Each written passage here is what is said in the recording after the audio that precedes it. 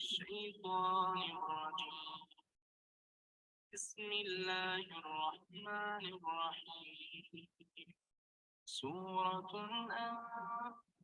أنزلناها وفرضناها وأنزلنا فيها آيات بينات لعلكم تذكرون. الزانية والزاني فاجلدوا كل واحد منهما 100 جلدة ولا تأخذكم بهما رأفة في دين الله إن كنتم تؤمنون بالله واليوم الآخر وليشهد عذابهما طائفة المؤمنين.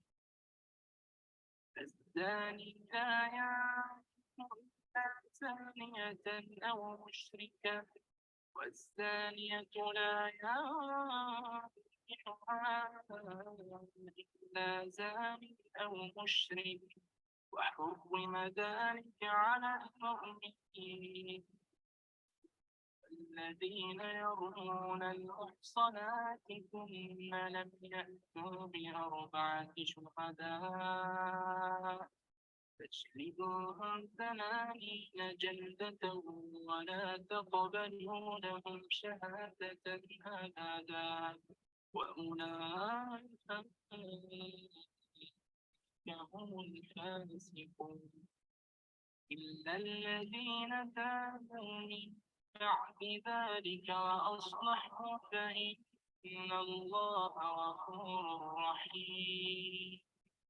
والذين يرمون أزواجهم ولم يكن لهم شهداء إلا أنفسهم فشهادة أحدهم 4 شهادات إنه لمن الصادقين. والخامسة أن لعنة الله عليه.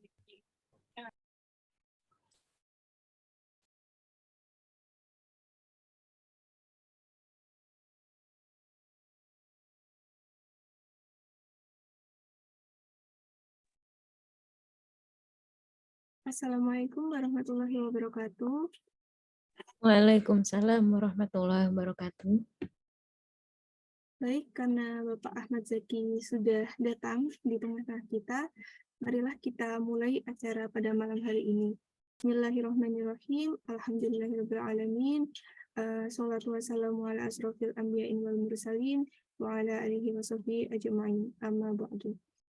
Alhamdulillah, puji syukur kita panjatkan kehadirat Allah Subhanahu wa Ta'ala atas limpahan rahmat dan kasih sayangnya. Pada malam hari ini kita dapat berkumpul bersama untuk sharing dan menimba ilmu di kehidupan sehari-hari kita. Tak lupa sholawat serta salam kita haturkan kepada junjungan Nabi besar kita Muhammad SAW beserta para keluarga dan sahabatnya yang telah membimbing kita hingga zaman saat ini dan yang kita harapkan pula syafaatnya di yaumil akhir. Allahumma amin. Untuk menyingkat waktu, kita langsung saja ke acara selanjutnya, yaitu pembacaan tilawah agar pada acara hari ini dapat berjalan dengan lancar dan ilmu yang akan kita dapatkan akan berkah dan bermanfaat. Untuk tilawah, kepada Mas Handi, dipersilahkan. Assalamualaikum warahmatullahi wabarakatuh. A'udzu billahi minasy syaithanir rajim. Bismillahirrahmanirrahim. Walaqad arsalna Nuhan ila qaumihi inni lakum nadhirum mubin. Alla ta'budu illa Allah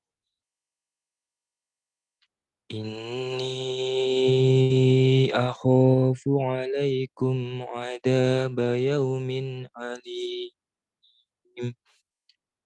فقال الملأ الذين كفروا من قومه ما نراك إلا بشرا مثلنا وما نراك اتبعك إلا الذين هم أرادلنا بادي الرأي وما نرى لكم علينا من فضل بل نظنكم كاذبين قال يا قوم أرأيتم إن كنت على بينة من ربي وآتاني رحمة من عنده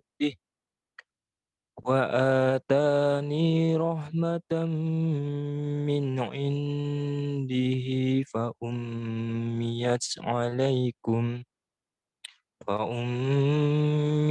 عليكم أنلزمكموها وأنتم لها كارهون ويا قوم لا أسألكم عليه مالا إن أجري إلا على الله وما أنا بطارد الذين آمنوا إنهم ملاقو ربهم ولكني أراكم قوما تجهلون Sadaqallahul Adzim. Wassalamualaikum warahmatullahi wabarakatuh.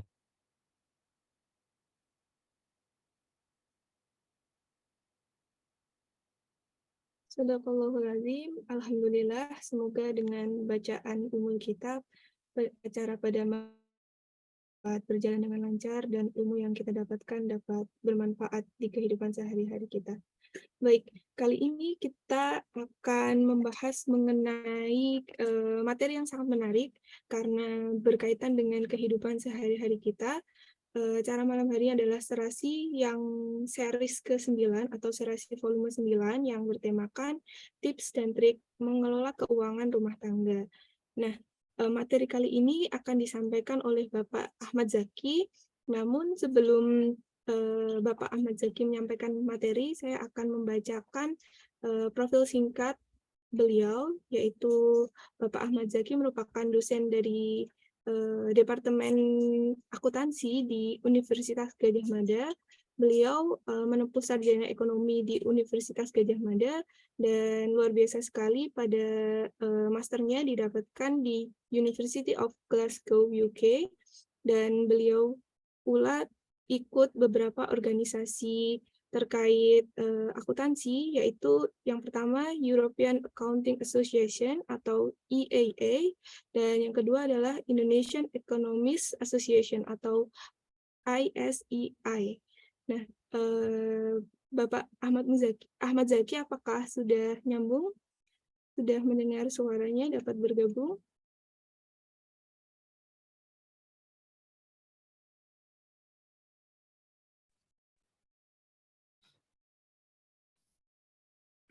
Sudah Mbak, sorry. Baik Bapak, untuk materinya sudah siap untuk presentasi menggunakan share screen atau lisan Bapak? Share screen kali ya. Oh, oke, baik Pak. Untuk waktunya saya persilahkan. Oke, Assalamualaikum warahmatullahi wabarakatuh. Waalaikumsalam warahmatullahi wabarakatuh. Lumayan banyak ya pesertanya ya. Sebentar. Kayak sepertinya hostnya allow saya untuk share screen dulu kayaknya.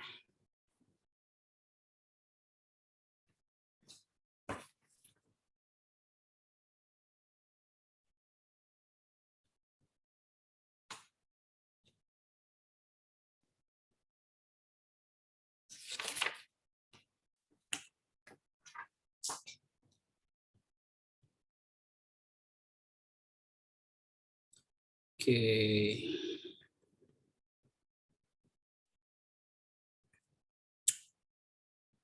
Sudah terlihatkah? Sudah, Bapak. Sudah ya. Oke.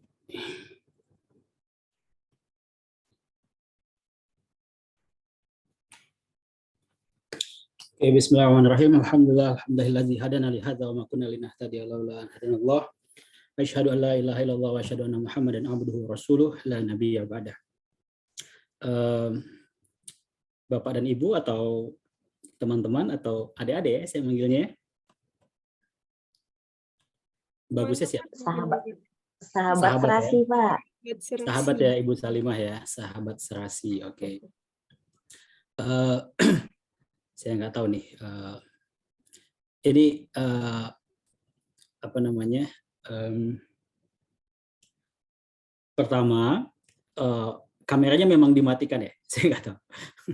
Mungkin kalau ya Ikhwan mungkin boleh dinyalain nggak kameranya. Biar saya nggak seolah berbicara dengan Mbak Nadila nih kayaknya. Saja. Supaya saya juga kenal beberapa.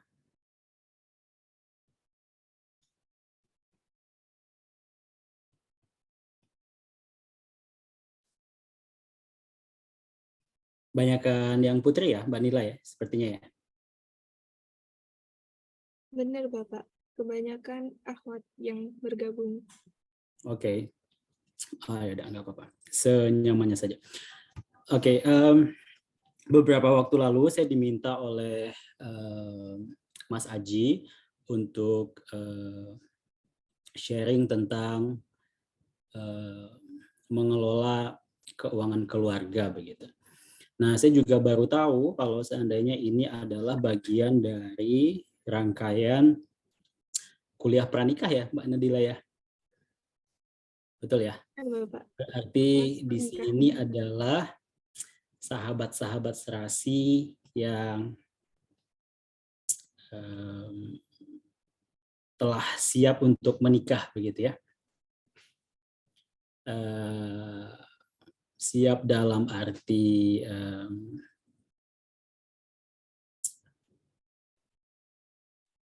niatnya sudah ada begitu minimal. Karena dengan mengikuti sekolah pranikah ini atau sekolah nikah ini, berarti sahabat-sahabat serasi sudah berusaha untuk membekali dirinya begitu, ada usahanya begitu untuk membekali dirinya. Once nanti sahabat serasi menikah, minimal beberapa informasi begitu atau beberapa pengetahuan yang dibutuhkan itu telah dimiliki. Apakah saya benar, Mbak Nadila, begitu tujuannya? Saya soalnya terbatas sekali mendapat infonya. Benar nggak ya? Benar, Bapak. Jadi ini untuk mempersiapkan yang belum menikah dan beberapa peserta juga sudah menikah tapi ingin sudah ada yang menikah juga. Seperti itu. Oke. Nah,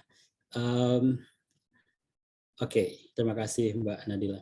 Nah, di awal ini sebenarnya saya ingin, sebelum saya menyampaikan materi yang telah saya persiapkan, tapi kalau boleh begitu saya minta izin begitu ya Mbak Nadila ya. Kalau boleh, saya akan mencoba gitu atau meminta mendengar beberapa dari sahabat-sahabat serasi, baik yang putra atau yang putri begitu, kira-kira dengan judul kelas pada hari ini begitu, sekolah pada hari ini yang diharapkan apa begitu. Jadi supaya saya nanti bisa lebih menyesuaikan gitu untuk materinya.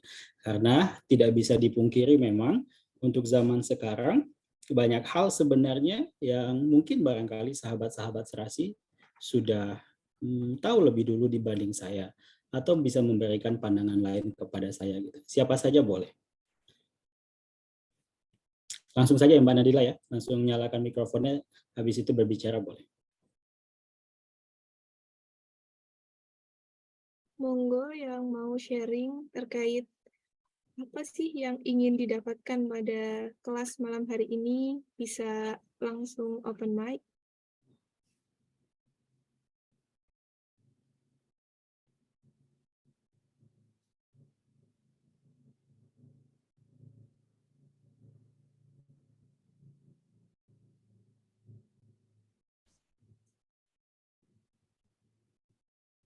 Silakan. Assalamualaikum, Mbak. Waalaikumsalam. Silakan, Mbak. Ya, saya izin menyampaikan kalau saya Pak Ahmad Zaki Pertama, sudah menikah atau belum, Mbak? sudah Pak, sudah Oh, sudah. Oke. sudah menikah. Alhamdulillah sudah punya anak satu, masih toddler. Namanya Kalau siapa saya- Ibu Sinten nggih? Ibu Sufi ya? Pak. Ya, silakan. Begini Bapak, kalau saya secara pribadi masih terkendala itu membuat anggaran bulanan keuangan rumah tangga, Pak. Gitu. Jadi pembagian, kemudian langkah-langkah menyusun anggaran keuangan keluarga gitu. Dalam Oke. 1 bulan, kemudian perencanaan tahunan, apakah memang butuh gitu kita merencanakan selama 1 tahun itu seperti apa, atau kemudian ada jangka pendek, jangka panjang, itu belum terlalu mengerti. Mungkin pernah mendapatkan materi tapi yang lebih lebih mudah gitu, langkah-langkah mudah menyusun gitu Bapak. Baik. Terima kasih, Terima kasih. Mbak Sufi. Yang lain barangkali?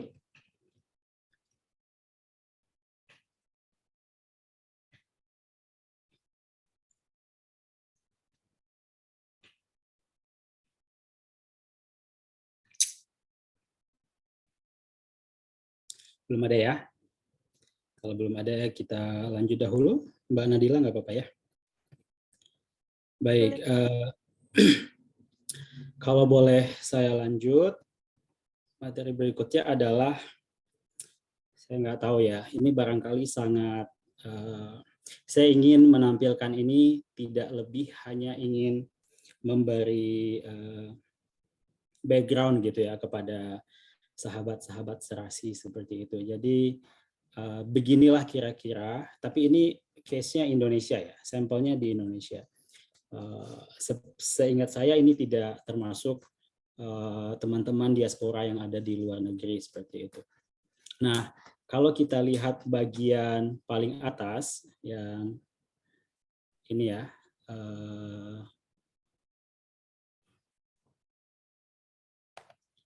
yang ini ya, kursusnya kelihatan ya harusnya ya. Jadi di bagian literasi keuangan ini, kalau kita lihat secara berkala memang literasi keuangan di Indonesia itu memang trennya meningkat. Jadi dari 2013, 16, 19 sampai 2022, surveinya dilakukan setiap 3 tahun. Literasi keuangan di Indonesia itu trennya memang meningkat. Apa yang disebut literasi? Literasi adalah, di sini ada definisi. Teman-teman barangkali bisa baca. Pengetahuan, keterampilan, yang mempengaruhi sikap dan perilaku keuangan seseorang. Ya, jadi melalui grafik ini kita bisa melihat sejauh mana sebenarnya orang-orang di Indonesia itu telah melek terhadap keuangan seperti itu. Nah, kalau literasi ini adalah kepengetahuannya, kalau inklusi ini, kalau dilihat dari definisinya di sini, merupakan ketersediaan akses bagi masyarakat untuk memanfaatkan produk dan atau layanan jasa keuangan. Memang angkanya lebih besar, tetapi kalau kita bandingkan untuk sampel yang sama, mereka menggunakan jasa keuangan, mereka punya akun di bank, mereka menggunakan jasa dari lembaga keuangan yang lain, apakah bank umum atau bank BPR misalnya, atau bentuk-bentuk jasa keuangan simpan pinjam lainnya, tetapi ternyata inklusi keuangan ini tidak diikuti dengan adanya peningkatan yang sebanding begitu dengan literasi mereka terhadap keuangan itu sendiri. Jadi bisa kita lihat banyak sekali di Indonesia orang yang menggunakan jasa keuangan, tetapi pengetahuannya, keterampilannya dalam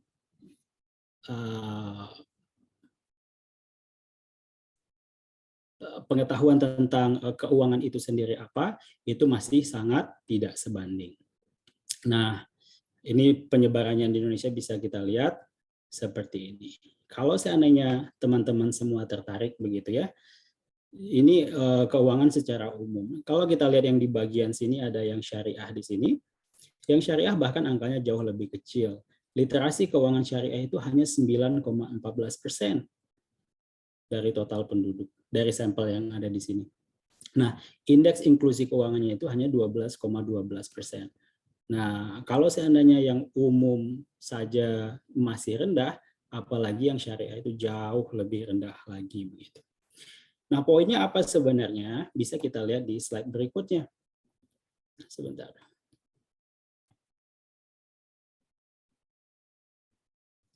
Nah, poinnya adalah, saya ingin tahu, sebenarnya saya pengen lebih interaktif ya dengan sahabat-sahabat semua ya. Kira-kira sahabat-sahabat semua familiar tidak dengan apa yang saya tampilkan di sini? Familiar, Ustaz. Gimana Mbak Hawa? Mbak Hawa lebih sering menggunakan yang mana? Atau lebih tahu yang mana? ShopeePay, Ustaz. ShopeePay ya. ShopeePay, ada Pegadaian Syariah, ada GoPay, ada berbagai bank begitu, ada Bank Syariah Indonesia begitu. Nah, kita semua familiar sekali dengan berbagai produk atau jasa keuangan yang ditawarkan oleh institusi-institusi ini. Pegadaian Syariah, mungkin sahabat-sahabat semua ada yang menggunakan, GoPay itu kemungkinan banyak, ShopeePay itu banyak juga karena sehari-hari mungkin transaksinya sering menggunakan Shopee, Paytrend mungkin, Bank Syariah Indonesia mungkin teman-teman punya akun di bank ini begitu. Nah, balik lagi ke yang sebelumnya, saya yakin ini tidak terjadi kepada sahabat-sahabat serasi yang ada di sini. Inklusi atau pengetahuan kita atau keaktifan kita dalam berbagai layanan jasa keuangan tadi bisa jadi di sebagian besar masyarakat Indonesia, minimal yang disurvei oleh penelitian ini, itu tidak sebanding dengan pengetahuan mereka terhadap apa itu jasa keuangan sebenarnya gitu, atau apa itu keuangan itu sendiri. Nah, yang ingin saya sampaikan adalah keterbatasan dalam pengetahuan ini, keterbatasan dalam pengetahuan akan keuangan itu sendiri seperti apa, itu bukan cuma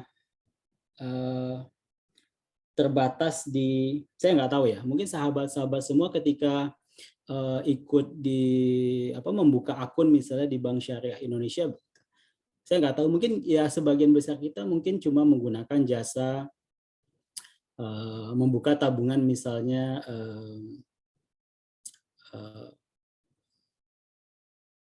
biasanya wadiah ya, kalau yang cuma nitip gitu ya, atau mungkin ada juga yang membuka tabungan mudharabah begitu. Tetapi apakah sebagian dari orang yang menggunakan akun tersebut mengetahui atau tidak apa sebenarnya yang disebut dengan wadiah, apa yang disebut dengan mudharabah begitu. Nah, kalau kita pelajari lebih lanjut, banyak sekali sebenarnya hal-hal yang bisa kita dua mata pisau ya, bisa kita optimalkan dari berbagai jasa keuangan ini, atau bisa jadi juga dengan didasarkan kepada ketidaktahuan kita semua, malah bisa jadi sebenarnya berbagai jasa yang ditawarkan itu mungkin malah berdampak buruk kepada orang yang berakad gitu ya, orang yang memiliki kontrak dengan berbagai produk-produk yang ditawarkan oleh lembaga-lembaga ini. Nah, gitu ya. Nah, lebih lanjut sebenarnya sahabat-sahabat semua, saya ingin mengatakan bahwasanya literasi keuangan yang rendah itu tidak cuma berdampak kepada ketidakmampuan kita untuk mengoptimalkan produk-produk yang mereka tawarkan, atau kita malah mungkin terjebak pada produk-produk yang mereka tawarkan, tetapi mungkin lebih lanjut dari itu, mungkin bisa menimbulkan konflik juga di dalam keluarga. Misal ketidaktahuan kita terhadap apa itu keuangan bisa jadi berdampak kepada perencanaan pendidikan anak yang mungkin terhambat seperti itu. Atau mungkin ketika kita butuh suatu saat biaya pengobatan mungkin, tetapi malah mungkin terhalang oleh satu dan lain hal yang itu tidak jauh dari aspek keuangannya begitu.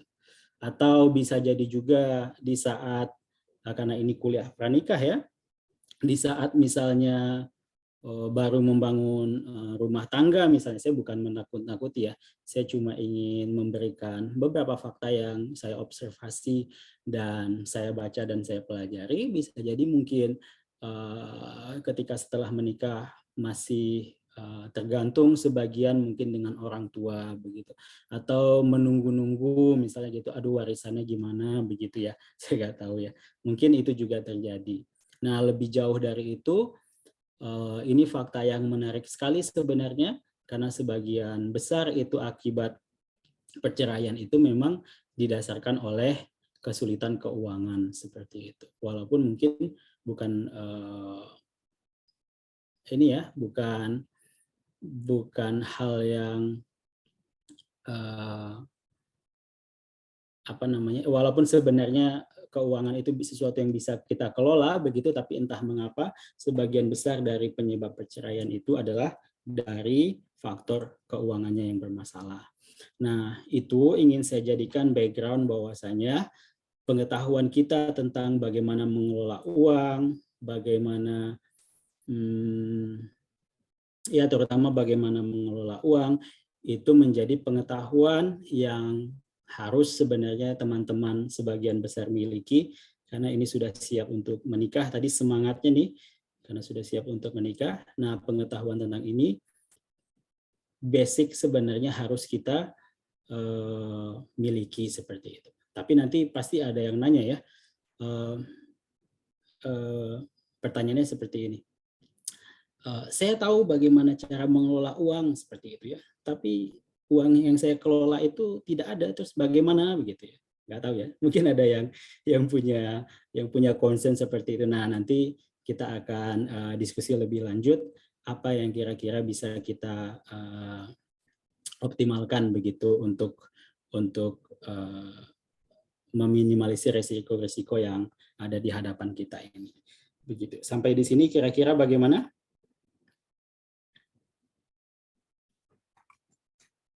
Saya kayak di kelas ya.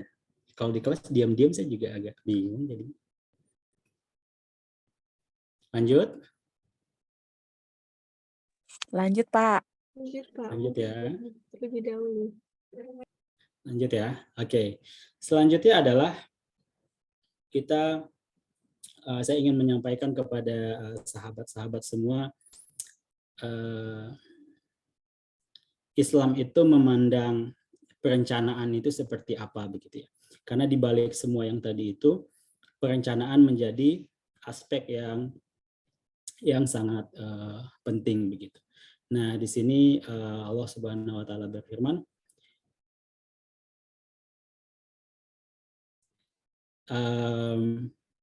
Allah mengatakan kepada kita bahwasanya di sini pentingnya kita untuk merencanakan hari esok. Ini dalam surat Al-Hasyr ayat 18. Nah, kalau Bapak dan Ibu semua melihat di sini, teman-teman semua lihat di sini, aspek perencanaan itu bukan cuma ada di dalam, kalau saya bicara di kampus begitu ya, bukan cuma ada di perusahaan, bukan cuma ada di apa misalnya organisasi, bukan cuma ada di ya di berbagai hal yang sering kita temui di lingkungan kita. Bahkan ini saja apa yang akan kita lakukan besok itu Allah mengatakan bahwasanya penting untuk kita untuk merencanakan hari depan kita seperti itu. Nah, saya skip yang bagian ini dahulu. Nah, sehingga kalau saya lanjut ke sini, bentar loncat-loncat. Nah, kalau kita lanjut ke sini, sebentar. Nah, kalau kita lanjut ke sini, salah satu aspek yang paling penting dalam perencanaan itu adalah kita menentukan tujuan kita itu apa.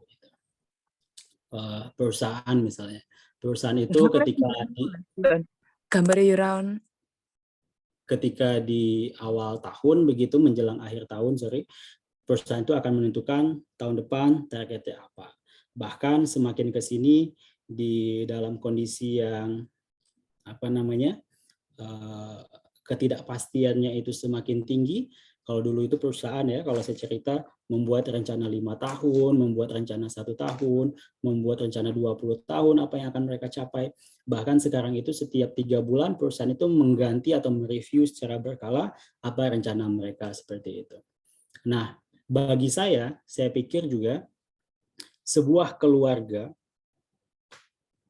menurut saya ya, sebuah keluarga yang berhasil menurut saya, dengan pengalaman saya yang masih beberapa tahun menikah seperti itu ya, insight yang saya dapatkan adalah sebuah keluarga yang berhasil itu adalah keluarga yang mampu menentukan tujuannya itu apa.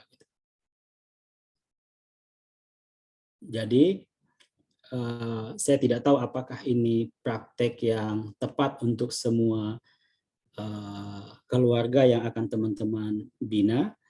Di awal dulu saya dan istri menikah seperti itu, kita menentukan beberapa tujuan ketika kita berkeluarga. Ketika keluarga ini ketika keluarganya sudah dibuat seperti itu. Banyak tuh tujuannya. Ada yang tujuannya misalnya pendidikan suami, ada tujuannya pendidikan lanjut suami, ada yang tujuannya pendidikan lanjut istri, ada yang tujuannya itu bagaimana nanti jumlah anak, ada yang tujuannya nanti punya bisnis apa gitu, ada yang tujuannya bagaimana karir ke depan, dibuat tuh banyak tujuannya tuh. Namun ada satu tujuan sebenarnya yang itu sebenarnya sudah disampaikan oleh Allah Subhanahu wa taala di dalam surat Ar-Rum ayat 21, yang tujuan on top of setiap tujuan yang dibuat itu adalah bagaimana si anggota dari keluarga ini bisa mencapai sesuatu yang disebut dengan comfort gitu ya, kalau terjemahannya di sini. Jadi kalau bahasa kitanya sakinah gitu. Jadi ketenangan, ketentraman begitu.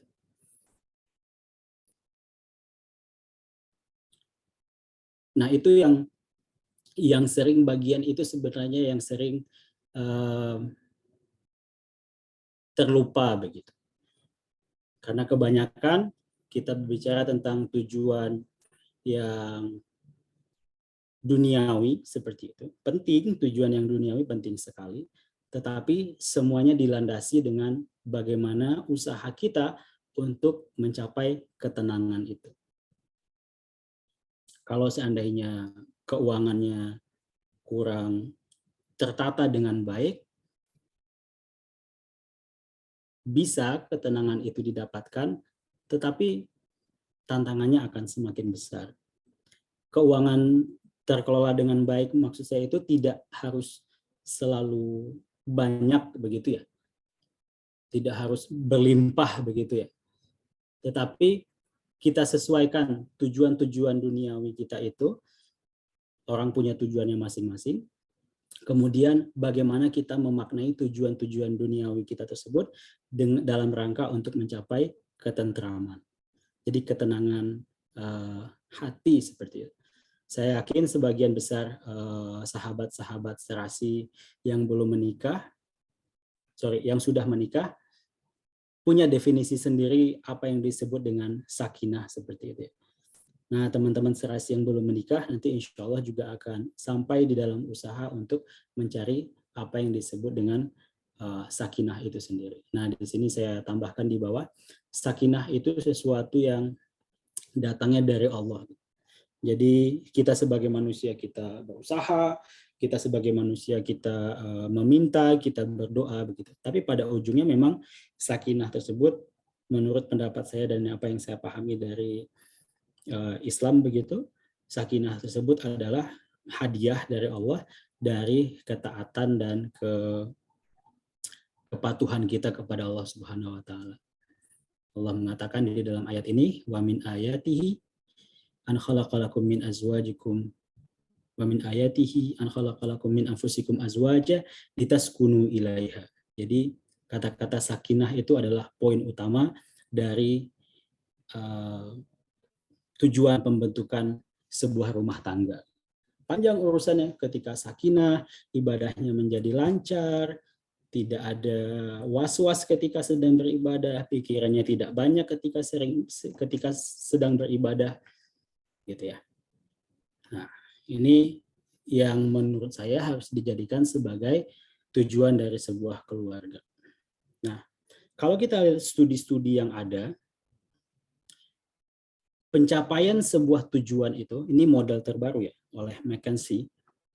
Pencapaian sebuah tujuan itu didasari oleh 7 faktor ini, begitu. Jadi ada strateginya seperti apa, ini di company, tapi saya pikir ini juga relevan untuk disampaikan. Strateginya seperti apa, skill pengetahuannya seperti apa, staff, kalau di sini bisa kita artikan mungkin anggota dari keluarganya itu seperti apa, sistem yang dibentuk di dalam keluarga itu seperti apa, tipikal pemimpin keluarganya seperti apa, nilai-nilai yang diusung di dalam keluarga itu seperti apa. Nah, 7 hal ini saling berkaitan dalam pencapaian tujuan tadi. Saya sempat terlintas, apakah sebenarnya bisa begitu keluarga itu disamakan dengan sebuah organisasi begitu. Satu pimpinan, kemudian di bawahnya ada tim-tim segala macam. Kalau tujuan perusahaan begitu ya, untuk kalau istilah lamanya itu adalah memaksimalkan kekayaannya seperti itu. Saya sempat berpikir seperti itu. Apakah sebuah keluarga bisa disamakan dengan sebuah perusahaan dalam pencapaian tujuannya? Saya sampai di kesimpulan bahwasanya nilai-nilai bagaimana perusahaan itu dikelola, itu saya 100% setuju itu bisa digunakan, tetapi memang cara pengelolaannya pasti berbeda. Memang orang yang dikelola sama-sama manusia, CEO sebuah perusahaan mengelola manajer-manajernya, direktur-direkturnya, staff-staffnya segala macam. Di keluarga, si suami sebagai pemimpin dalam sebuah keluarga mengelola istrinya, anaknya, lingkungan sekitarnya, begitu, hubungan dengan orang tua dan sebagainya. Tetapi tetap berbeda, begitu. Jadi relevan saya pikir model ini saya sampaikan di sesi ini karena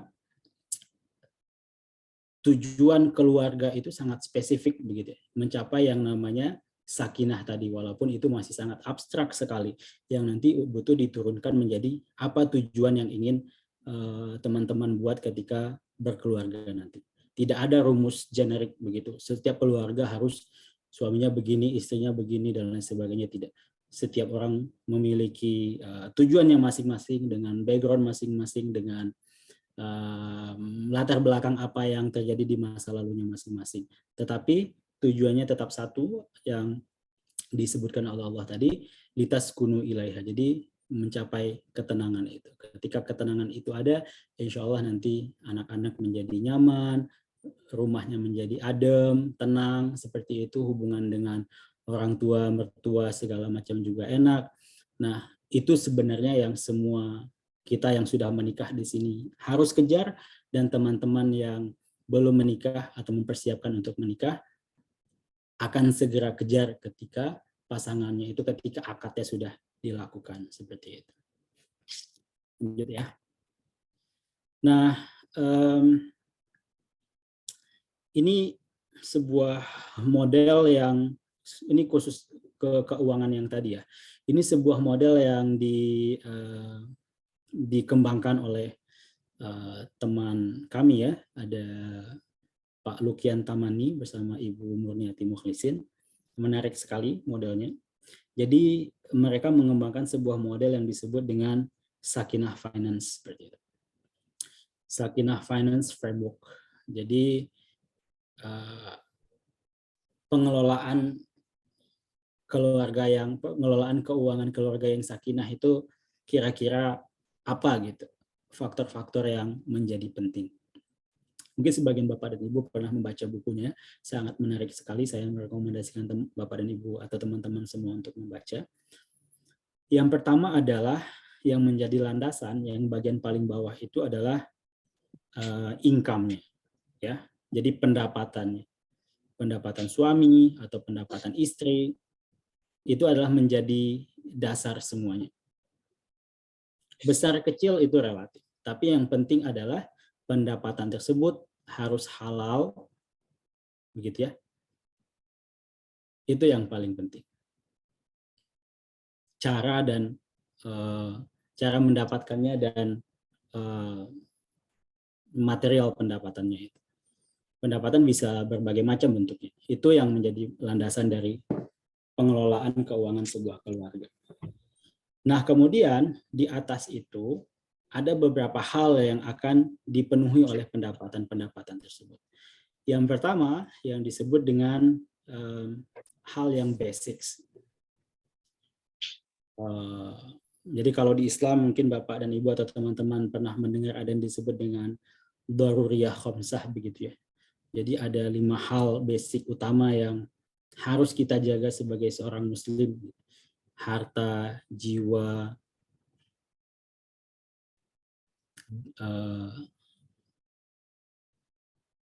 itu di cover oleh basic di sini. Faith, life, family, knowledge, wealth. Jadi hal yang basic itu mengambil porsi yang signifikan begitu, yang akan ditopang oleh pendapatan tadi. Nah, kemudian si pendapatan tadi itu juga akan digunakan untuk menutupi atau membayar, mungkin Bapak dan Ibu punya utang, atau keluarga besar punya utang, atau orang tua punya utang, mertua punya utang, segala macam, itu juga akan ditopang oleh pendapatan tadi. Nah, bagian yang paling kanan itu disebut dengan mungkin apa yang Bapak dan Ibu atau teman-teman impikan, apakah apa misalnya sesuatu yang lebih tersier begitu, atau pendidikan lanjut. Nah, itu bisa dimasukkan atau dikelompokkan menjadi bagian yang ketiga dari grafik ini yang paling kanan yang warna kuning. Jadi dengan income, pendapatan yang halal itu menjadi basics, itu bisa digunakan untuk memenuhi income itu sebagai landasan dari semuanya, itu bisa digunakan untuk memenuhi hal yang basics, utang piutang segala macam, termasuk juga tambahan-tambahan mimpi atau cita-cita teman-teman semua. Di atas itu semuanya juga harus dialokasikan juga sebagian untuk hal-hal yang kontingensi, apakah dana darurat untuk misalnya hal-hal yang tidak terduga, apakah misalnya kita tidak berdoa, misal ada sakit dan lain sebagainya. Nah, framework ini menurut saya so far ini adalah framework yang paling matang melihat atau mengcapture bagaimana pengelolaan keuangan sebuah keluarga. Kalau kita baca di riset-riset atau di artikel-artikel yang beredar banyak di jurnal-jurnal internasional, ada banyak aspek yang mereka bicarakan. Tetapi kita sebagai Muslim, saya pikir inilah framework yang paling pas yang bisa digunakan. Nah, pertanyaan saya berikutnya adalah, kira-kira jawabannya apa ya?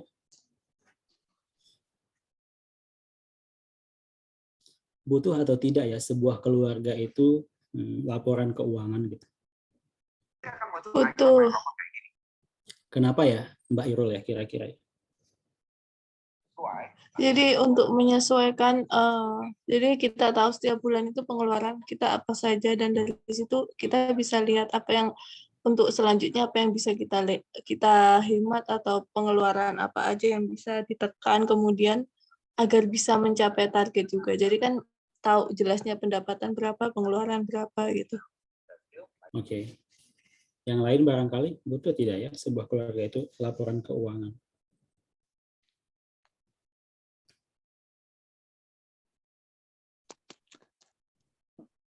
butuh.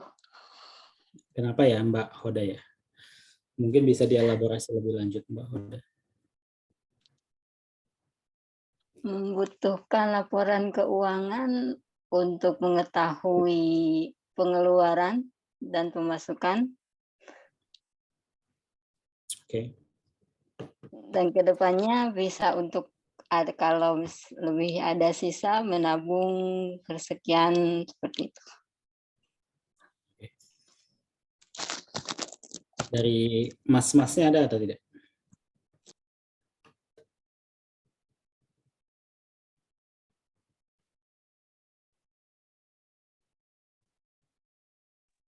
Monggo, barangkali Mas Alvin yang open kamera. Yang kameranya ada langsung disapa sama Mbak Nadil.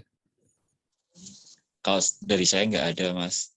Karena kebetulan saya nggak ngitung yang itu istri langsung. Ya, memang seperti itu Mas Alvin. Yang perempuan tuh lebih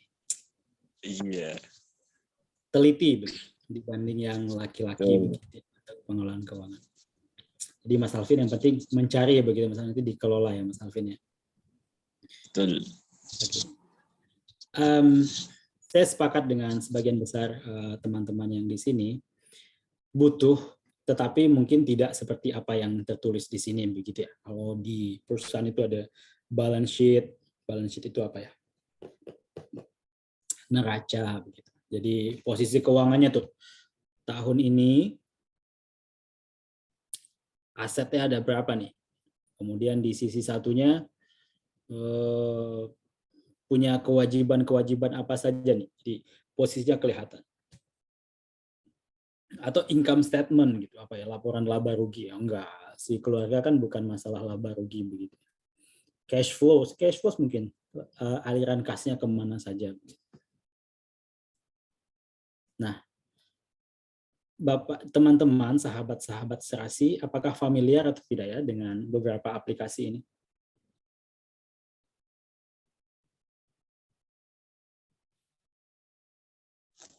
Saya tidak, Pak. Tidak familiar. Tidak ya. Ada yang menggunakan nggak?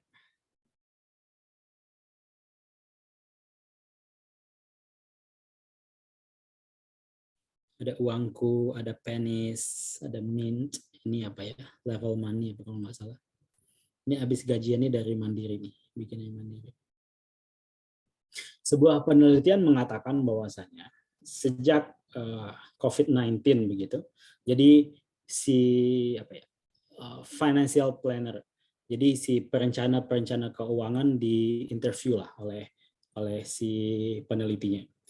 Kemudian ditanya, apa yang berbeda sekarang dibandingkan dulu dalam pengelolaan keuangan yang mereka hadapi begitu oleh klien-kliennya. Ternyata menariknya, hal utama yang paling mencolok dari hasil temuan mereka adalah si klien-klien financial planner ini sejak COVID begitu, mereka itu lebih teliti mengelola uangnya. Itu poin pertamanya. Kenapa? Mungkin karena uangnya menjadi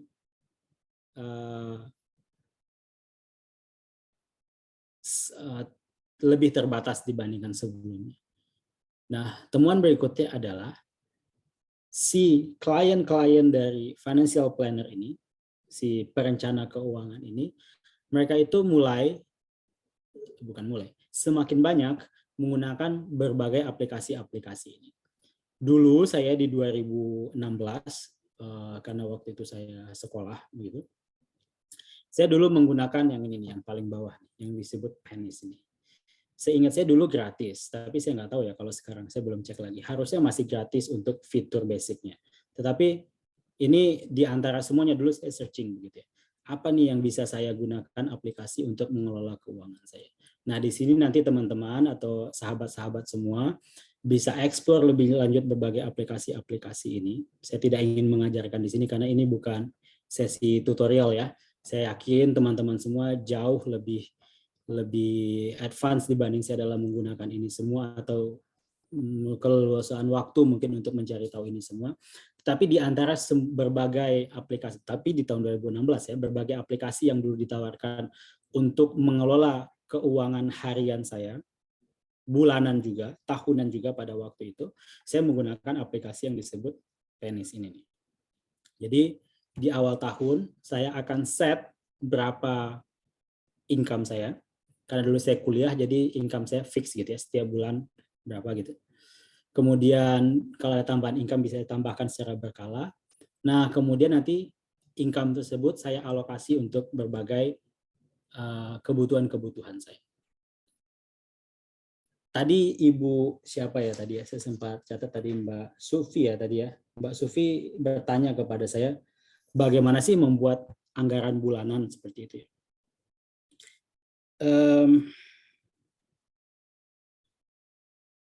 Ini pertanyaan yang saya ingin jawab, tapi saya tidak mau jawab gitu ya, Bu Sufi. Kenapa? Karena anggaran setiap orang itu berbeda-beda. Jadi kenapa bisa berbeda-beda? Saya bisa tunjukkan bagaimana membuat anggarannya, tetapi saya dengan Ibu Sufi, dengan sahabat-sahabat yang lain itu punya goals yang berbeda-beda tadi. Saya dengan satu anak usia 3,5 tahun, saya punya prioritas untuk anak saya, apakah sekolahnya, apakah kebutuhan hariannya. Teman-teman di sini yang masih single punya prioritas, mungkin untuk memberi orang tuanya. Teman-teman yang lain barangkali yang punya tanggungan adik begitu, misalnya masih single tapi punya tanggungan adik, butuh mengalokasikan untuk itu. Saya yakin Bapak dan Ibu, teman-teman semua tahu seperti apa prioritas yang sekarang teman-teman miliki. Sehingga saya ingin mengatakan bahwasanya kembalilah kepada yang paling atas tadi.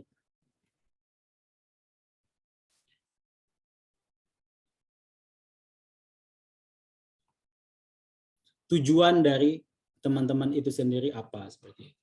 Jadi tentukan tujuannya seperti apa. Kalau sudah berkeluarga tujuannya ya sakinah. Sakinah itu didukung oleh apa saja. Keuangan yang stabil, 1 poin. Kemudian rumah yang nyaman, mungkin kendaraan yang nyaman atau apa dan lain sebagainya. Diturunkanlah sakinah itu menjadi definisi teman-teman masing-masing. Buat saya, sakinah itu ketika anak saya pendidikannya lancar, istri saya karena studi lanjut juga lancar. Buat saya mungkin porsinya semakin sedikit untuk kebutuhan saya pribadi. Yang buat teman-teman bisa jadi berbeda. Orang tuanya bisa dibantu, adiknya bisa dibantu, dan lain sebagainya. Nah, ketika teman-teman sudah bisa menentukan tujuan dari keluarga yang teman-teman punya, terlepas dari sudah berkeluarga atau masih single atau akan berkeluarga, kemudian turunkanlah tujuan tersebut menjadi indikator-indikator atau kita menyebutnya strategi begitu. Kalau di bisnis kita menyebutnya strategi untuk mencapai tujuan-tujuan tersebut. Nah, dari strategi-strategi tersebut diturunkanlah menjadi program-program untuk mencapai strategi tadi. Jadi yang paling atas itu disebut strategi. Yang paling atas disebut tujuan. Sakinah gitu ya. Di bawahnya definisi strateginya bisa bermacam-macam. Strategi untuk mencapai tujuan sakinah tadi itu seperti apa menurut Mbak Nadila, menurut saya, menurut Mbak Sofuro, menurut Mbak Sufi, menurut Mas Alvin, menurut Mbak Hoda. Strateginya apa tuh untuk mencapai tujuan tadi sesuai dengan keadaan teman-teman masing-masing. Nah, strategi-strategi tadi itu diturunkan lagi menjadi program-program. Nah, Mbak Sufi, yang akan dibuat budgetnya itu adalah si program-programnya tadi. Misal ya, sakinahnya kita sepakat sama ya, sakinah. Sakinah versi saya yang pertama adalah anak saya pendidikannya lancar. Sekarang usianya 3 tahun, 3,5 tahun. Untuk tahun ini dia tidak sekolah, dia di rumah dengan ibunya, karena dia berencana sekolah di usia 4 tahun. Berarti strategi yang pertama adalah memastikan persiapan sekolahnya lancar, ya. Itu strategi yang pertama. Di bawahnya apa untuk tahun ini yang kami jadikan program adalah dia punya tabungan untuk sekolahnya yang pertama. Yang kedua kita buat program juga dia karena sebelum sekolah kita ingin kondisi anak saya nih, kita ingin dia lebih familiar dengan teman-temannya karena dia agak pemalu begitu ketemu dengan orang lain, maka kita buatkan dia program setiap minggu dia ke playground gitu. Nah, itu programnya dia. Kemudian yang ketiga, karena dia ingin kita bekali dengan hafalan sedikit sebelum sekolah gitu ya, sebelum sekolah, makanya kita ikutkan dia ke kelas tahfiz begitu. Nah, kita punya 3 program tuh untuk anak saya yang usianya 3,5 tahun. Nah, kita punya 3 strategi tuh kita punya 3 program tuh untuk mencapai strategi persiapan dia sekolah tadi. Nah, tiga program inilah yang kita buatkan budgetnya. Nah, jadi budget di keluarga Mbak Sufi itu bisa banyak sekali Mbak Sufi. Tergantung sebanyak apa program yang Mbak Sufi set untuk mencapai berbagai strategi yang Mbak Sufi putuskan atau dengan suami putuskan untuk keluarganya Mbak Sufi. Jadi budget itu bukan di level strateginya, tapi budget itu berada di level programnya. Nah, budget itulah nanti yang akan dilihat over budget atau under budget di akhir program itu berlangsung. Atau kalau kita di akuntansi, kita mengenal yang namanya periode akuntansi. Jadi satu periode akuntansi itu di akhir tahun biasanya, awal sampai akhir tahun, tergantung. Tapi periodenya itu selama 1 tahun, 12 bulan. Kalau dimulai dari bulan 1, berarti berakhir di bulan 12. Kalau berawal di bulan 6, berarti berakhir di bulan 5 di tahun berikutnya. Nah, di situ letak budgetnya. Gitu ya. Jadi, aplikasi-aplikasi ini bisa membantu Bapak dan Ibu atau teman-teman semua, terutama penis yang saya sangat familiar, untuk membuat budget per program tadi. Jadi nanti teman-teman semua ketika familiar lah dengan aplikasi-aplikasi ini, nah kemudian nanti bisa dimulai dari sekarang walaupun masih single. Nah, ketika nanti membuat keluarga, itu bisa disepakati bersama dengan suaminya setelah atau istrinya setelah tujuannya ditentukan, strategi-strategi untuk mencapai tujuannya itu apa. Nah, turunan programnya itu bisa dibuat secara horizontal begitu ya, banyak begitu. Program 1 budgetnya berapa, program 2 budgetnya berapa, program 3 budgetnya berapa, untuk memastikan bahwasanya keuangan teman-teman semua, istilah kita, tidak jebol gitu ya. Jadi, duitnya udah habis nih, padahal kita punya program C yang itu belum dilakukan, tetapi ini bisa jadi sangat penting untuk untuk memastikan sebuah strategi berhasil, begitu. Gitu ya. Nah, selanjutnya itu sepertinya slide saya cuma sampai di situ. Nah, selanjutnya adalah di sesi ini saya ingin, karena di awal tadi masih sedikit yang bicara ya, saya ingin mendengar lebih lanjut sebenarnya cerita teman-teman semua supaya kita di sini bisa berbagi seperti itu. Walaupun pasti masih malu-malu ya, kan belum menikah begitu ya.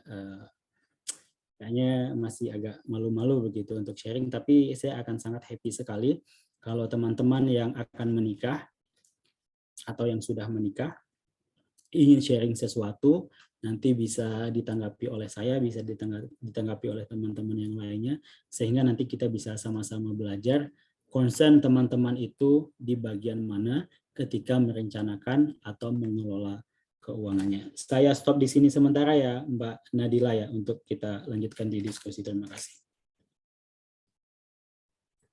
Baik, terima kasih Bapak Ahmad Zaki. Menarik sekali ini materinya yang disampaikan. Jadi di awal sempat bahas terkait bagaimana hasil survei literasi keuangan orang-orang Indonesia, lalu pentingnya pengelolaan ekonomi di keluarga, dan dibahas juga terkait dengan financial framework yang kita belum tahu sebelumnya, jadi lebih tahu, dan aplikasi-aplikasi apa saja sih yang bisa mendukung pengelolaan keuangan kita. Nah, sekarang untuk sesi interaktifnya, tanya jawab, silahkan bagi teman-teman yang ingin bertanya atau ada materi yang kurang jelas dapat langsung ditanyakan kepada beliau. Atau cuma sekedar cerita juga boleh. Iya, apabila teman-teman ada mau cerita terkait kendalanya selama ini mengelola keuangan atau apa saja yang dikhawatirkan ketika nanti menikah, keuangannya seperti apa. Monggo teman-teman, sahabat Serasi, bisa open mic atau menuliskan di kolom chat.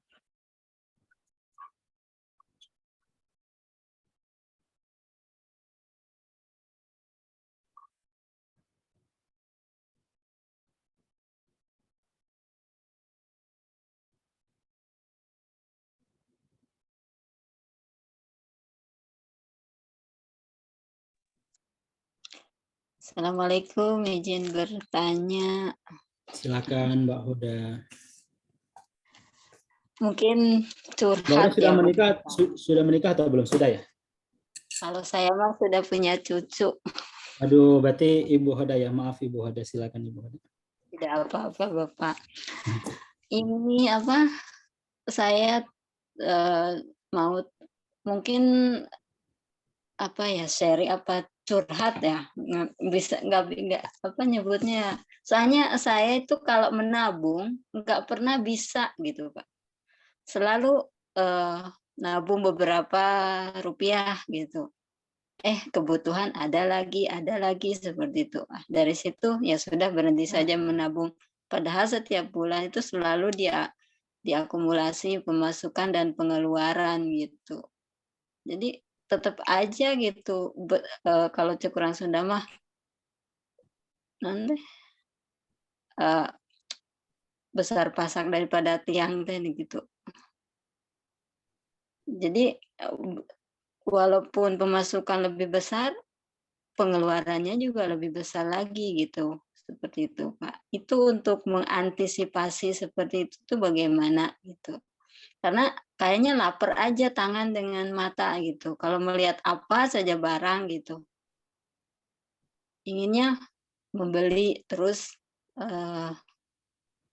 terkadang barang yang tidak perlu juga seperti itu Pak. Itu untuk menahan gitu, menahan itu dari godaan supaya bisa menabung. Nah sekarang saya buka BRI Brimo ya dari Taiwan. Terus saya sudah memulai, di situ kan ada ada beberapa pilihan untuk membuka tabungan ini gitu. Nah dari situ saya coba buat 3 cabang di situ. Dialokasikan untuk akhir pensiun, untuk dana wisuda saya, untuk pokoknya untuk ada 3 macam. Itu setiap bulan saya masukkan, namun di pertengahan bulan itu pasti keambil lagi gitu. Itu bagaimana itu supaya yang sudah saya masukkan di tadi itu tidak terpakai lagi gitu. Itu mungkin itu saja pertanyaannya. Terima kasih. Sepertinya itu masalah kita semua ya Ibu Hoda ya. Betul sekali. Kayaknya saya juga sama, itu gimana ya caranya ya. Saya juga pengeluarannya kayak ada aja gitu terus ya. Walaupun kayak udah di set begitu ya. Rencananya bulan ini pemasukannya 100, kemudian rencana pengeluarannya cuma maksimal 70 begitu. Tapi kalau sampai belum habis 100 gitu kayaknya belum tenang gitu hatinya gitu. Betul sekali. Gitu ya. Saya kan ya kalau saya kan namanya pekerja migran Bapak. Saya mah pekerja migran di ya, Bu. Pemasukan ya segitu-segitu aja gitu. Tapi kalau menurut pendapat saya dan apa yang saya dan istri lakukan sampai sejauh ini adalah tepat seperti apa yang Ibu Hoda lakukan tadi. Jadi ketika uang itu saya taruh atau kami taruh di satu rekening begitu, itu habisnya tidak akan terasa begitu. Yang kami lakukan adalah kami buka beberapa tabungan, kemudian kami pecah uang tersebut. Kalau di BSI begitu ya, saya bukan promo BSI ya, tapi akun bank saya itu BSI begitu. Itu saya dengan gampang membuat berbagai rekening gitu. Jadi bisa dibuat banyak rekening gitu di dalam satu. Jadi kita buka akun pertamanya, kemudian bisa dibuat sendiri begitu di aplikasinya beberapa rekening. Nah, itu bisa kami bagi sesuai dengan peruntukannya. Jadi untuk memastikan sesuai dengan yang tadi yang kita diskusikan tadi, program kami untuk tahun ini itu apa, kami sesuaikan dengan rekening bank yang ada di, walaupun satu akun awalnya di BSI tadi. Nah, dulu ketika saya kuliah itu juga yang saya lakukan untuk memastikan bahwasanya selama kuliah itu istri saya nyaman, anak saya waktu itu masih kecil sekali, jadi banyak hal-hal kalau kita lihat di framework tadi itu banyak yang kontingensinya seperti itu. Nah, untuk memastikan bahwasanya kontingensinya itu bisa terpenuhi gitu penanganannya dengan dari aspek keuangannya, porsi inilah yang kita kasih lebih besar pada waktu itu. Hal yang sama kami lakukan. Jadi dulu kita menggunakan satu bank, kemudian satu akun, kemudian dibuat beberapa akun anaknya disesuaikan dengan kebutuhan atau budget yang kita taruh di situ, termasuk untuk tabungannya juga. Tetapi ya saya pikir itu biasa dilakukan bahkan oleh orang-orang zaman dahulu ya. Kalau zaman dahulu kan seingat saya, umi saya itu atau nenek saya itu, nenek saya sih terutama yang paling saya ingat, dulu membagi uang bulanannya itu ke dalam amplop begitu ya zaman dahulu ya. Jadi dibagi-bagi itu per amplop. Jadi kebutuhan A, kebutuhan B, kebutuhan C, kebutuhan D begitu. Jadi untuk memastikan bahwasanya masih setiap kebutuhan itu terpenuhi. Tetapi Ibu Hoda, kalau menurut saya, ketika peruntukannya itu adalah untuk sesuatu yang Ibu Hoda anggap sebagai cara Ibu Hoda untuk memenuhi memenuhi berbagai kebutuhan yang ada di sini ya, berbagai kebutuhan yang ada di sini, menurut saya itu bukanlah sesuatu yang jelek gitu menurut saya. Karena di titik ini saya dan istri percaya bahwasanya yang disebut rezeki itu adalah yang telah kita nikmati begitu. Makanya rezeki yang paling dekat itu kan makan ya. Jadi kita berdoa kepada Allah ya. Allahumma barik lana fima razaqtana wa qina adzabannar gitu. Ketika kita awal berdoa mau makan, kemudian kita suap langsung makannya, itu langsung menjadi rezeki. Jadi menurut saya tidak salah kalau seandainya selama peruntukan dari tabungan-tabungan Ibu Hoda yang terkuras sedikit demi sedikit itu masih dalam rangka untuk memenuhi kebutuhan-kebutuhan ini, itu sangat tidak masalah sekali kalau menurut saya. Dan itulah yang disebut sebagai rezeki Ibu Hoda. Ketika peruntukannya misalnya untuk misalnya saya tidak tahu ya, Ibu Hoda mungkin membelikan cucu hadiah mungkin kalau punya cucu. Ya itulah yang pahalanya sudah Ibu Hoda dapatkan.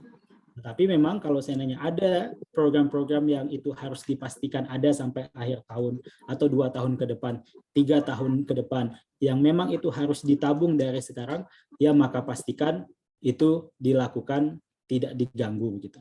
Ada banyak cara mungkin. Kalau sekarang itu ada yang disebut dengan secara umum ya. Kalau produk keuangan misalnya ada deposito berjangka misal seperti itu. Jadi ada beberapa produk yang tidak bisa diganggu. Atau Ibu Hoda yang awalnya duit mungkin uang, kalau di akuntansi itu atau di keuangan, uang itu adalah aset yang paling lancar. Lancar itu maksudnya lancar lah hilangnya gitu, cepat gitu. Ya kan langsung bisa digunakan sebagai alat tukar. Bisa diubah menjadi aset yang kurang lancar sedikit, misal emas seperti itu. Kenapa diubah menjadi emas? Karena ketika itu sudah menjadi emas, ketika Ibu Hoda mau menggunakan berarti harus ke toko emas, dijual dulu, diganti menjadi uang. Atau misalnya emas, kemudian ketika butuh sekali, misal ke pegadaian, misal seperti itu, diubah menjadi uang, tapi masih punya tanggungan untuk melunasi supaya misalnya kayak, oh sayang nih emasnya lepas, begitu. Bisa seperti itu.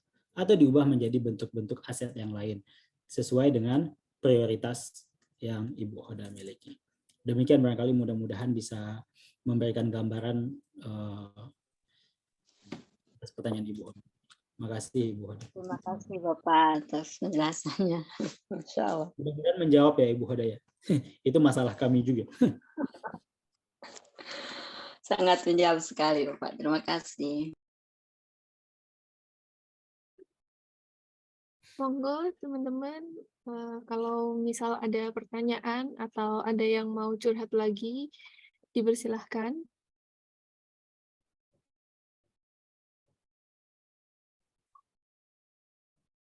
Mungkin bagi yang masih malu-malu untuk bertanya juga bisa menanyakan lewat chat.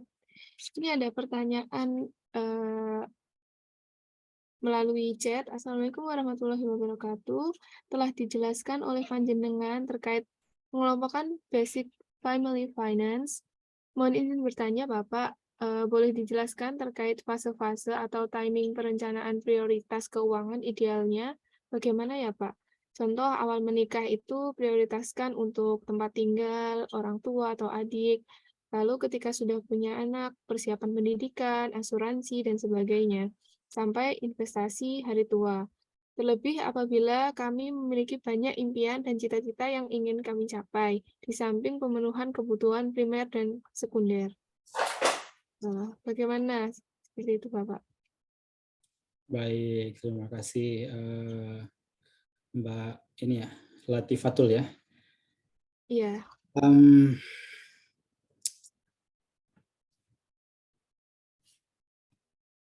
Awal menikah, prioritaskan untuk tempat tinggal, orang tua, adik, sudah punya anak, persiapan untuk pendidikan, asuransi, dan lain sebagainya.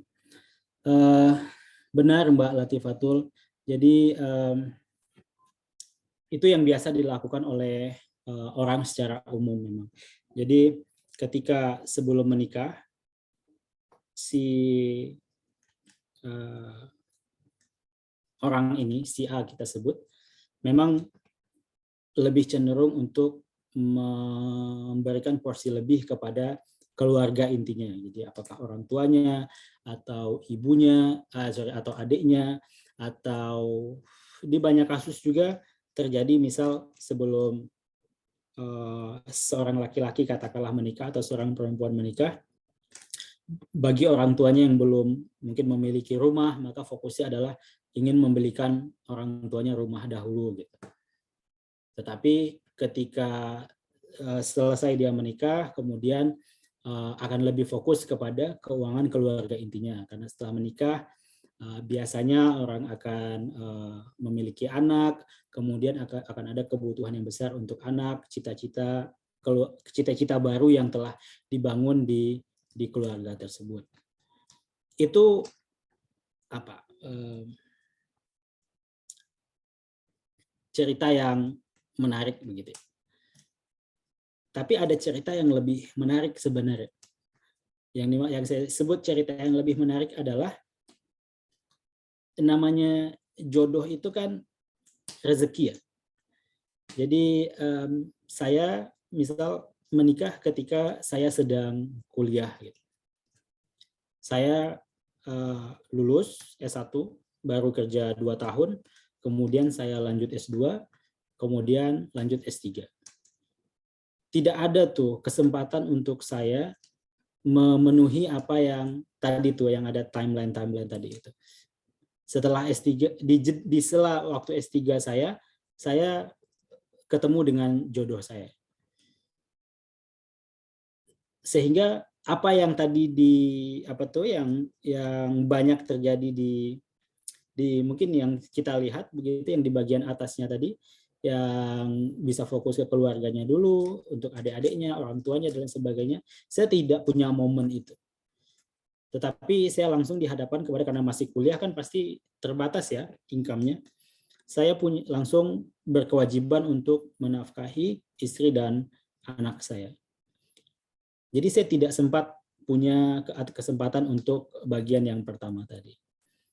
Nah, karena jodoh itu kan rezeki dari Allah ya. Kita tidak tahu gitu ya, kita dapat jodohnya kapan. Teman-teman ikut acara ini itu saya pikir itu adalah tanda awal begitu ya, kalau seandainya teman-teman sudah siap menjemput jodohnya masing-masing. Karena sudah berniat untuk ikut acara kayak gini. Saya aja dulu saya nggak ikut acara kayak gini, alhamdulillah ketemu gitu. Apalagi teman-teman yang ikut acara ini, dan saya yakin sebentar lagi akan ketemu dengan jodohnya mudah-mudahan. Amin ya. Nah, kita nggak tahu jodohnya itu datangnya kapan gitu. Kalau punya rencana yang seperti tadi bagus, tapi kalau jodohnya datang tiba-tiba seperti apa? Ya kita disuruh mikir lagi sama Allah. Berarti berbagai aspek-aspek tadi, aspek keluarga inti yang sekarang yang baru, suami dan anak mungkin, orang tua, adik dan lain sebagainya, itu harus dikomunikasikan dengan antara suami dan istrinya gitu. Bisa diberitahu nanti suaminya Mbak atau teman-teman yang lain atau istri dari teman-teman yang lain, misalnya, oh saya masih ada tanggungan nih untuk adik saya, misalnya. Itu sangat bisa dikomunikasikan. Insya Allah karena teman-teman orangnya baik, orang-orangnya solih, solihah begitu, akan ketemu juga dengan yang solih dan solihah juga begitu. Nah, ketika ketemunya sama-sama solih, sama-sama solihah seperti itu. Nah, ketika ketemunya sama, insya Allah, ketika dihadapkan kepada berbagai hal yang ditakuti begitu, aduh takutnya nanti ketika saya sudah punya suami, saya sudah tidak bisa lagi berbakti kepada ibu saya, misal istri misalnya ditakutkan begitu ya, wah karena saya harus berbakti kepada suami saya, misal seperti itu.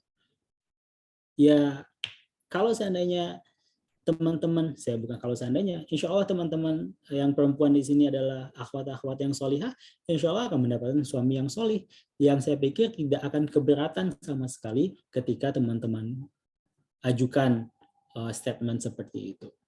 Nah, makanya proses menikah itu, persiapan menikah itu, menurut apa yang saya dulu ikut ya, kelas-kelasnya itu, dan saya yakin sampai sekarang adalah suami atau istri, kalau menurut saya itu adalah gambaran dari diri teman-teman semua. Saya yakin atau mungkin akan terjadi, teman-teman mungkin berproses begitu ya, berkenalan dengan si A.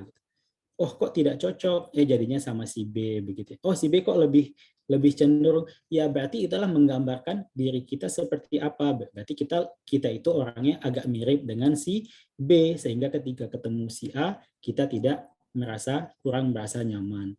Nah makanya proses menikah itu adalah proses persiapan menikah itu adalah proses mempersiapkan diri masing-masing menjadi pribadi yang sebaik-baiknya untuk mendapatkan pasangan calon suami atau calon istri yang sebaik-baiknya juga. Jadi tingkatkanlah kualitas diri masing-masing untuk mendapatkan suami atau istri yang juga menikahkan dirinya masing-masing sesuai dengan refleksi dari diri teman-teman masing-masing. Nah, jadi kalau menjawab pertanyaan Mbak yang tadi, timeline-nya kalau per sekarang ya, kalau dulu persis seperti Mbak yang tadi, saya atur serapi mungkin begitu ya sebelum menikah. Nanti setelah menikah, dulu saya cerita tadi, saya lulus S1, kemudian 2 tahun kerja, kemudian langsung S2, langsung S3. Dulu niatnya mau menikah setelah kuliah S3 begitu.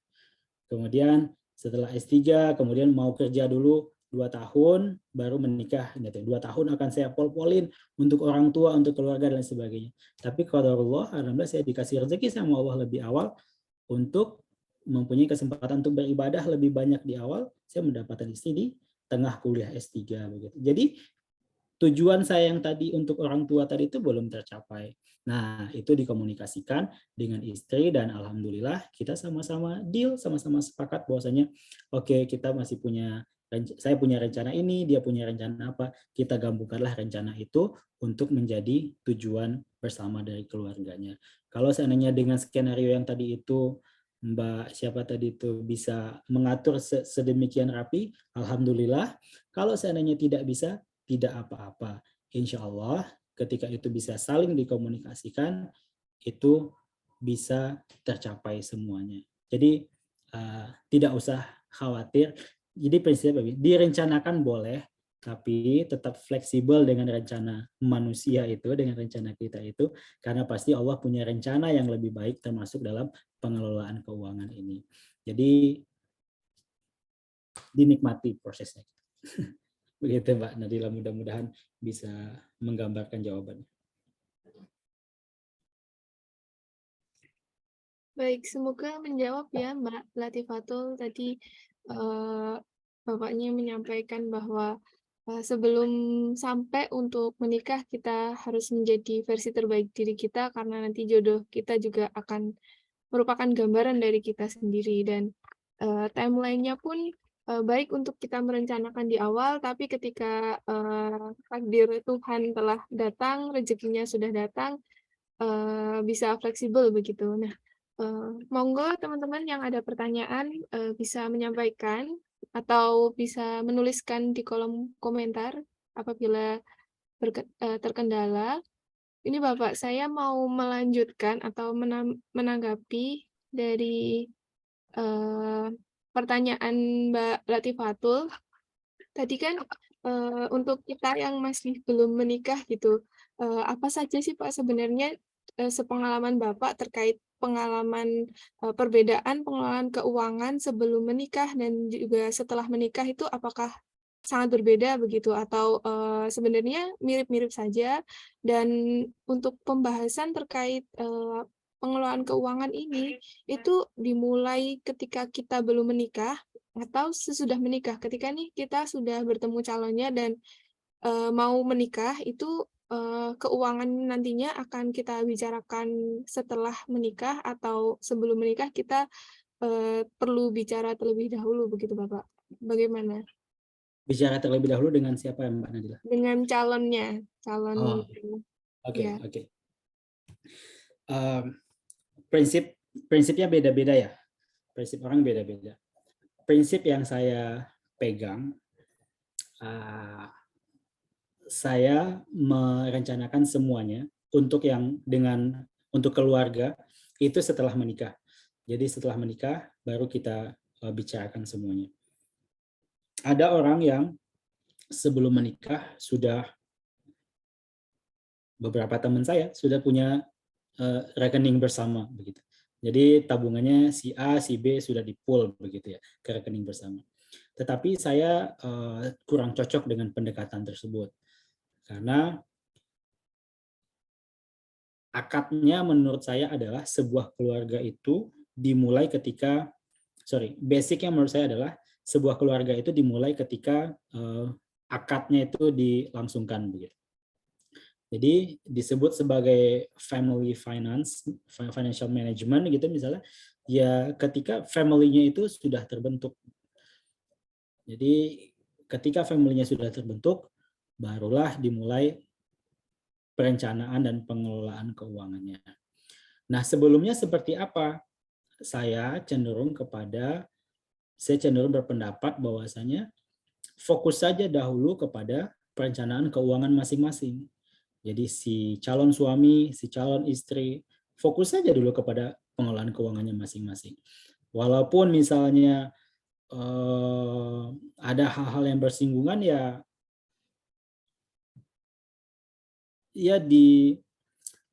belum menjadi prioritas menurut saya, bersinggungan antara calon suami dan calon istri itu ya, atau misal punya usaha bareng atau apa segala macam gitu maksud saya.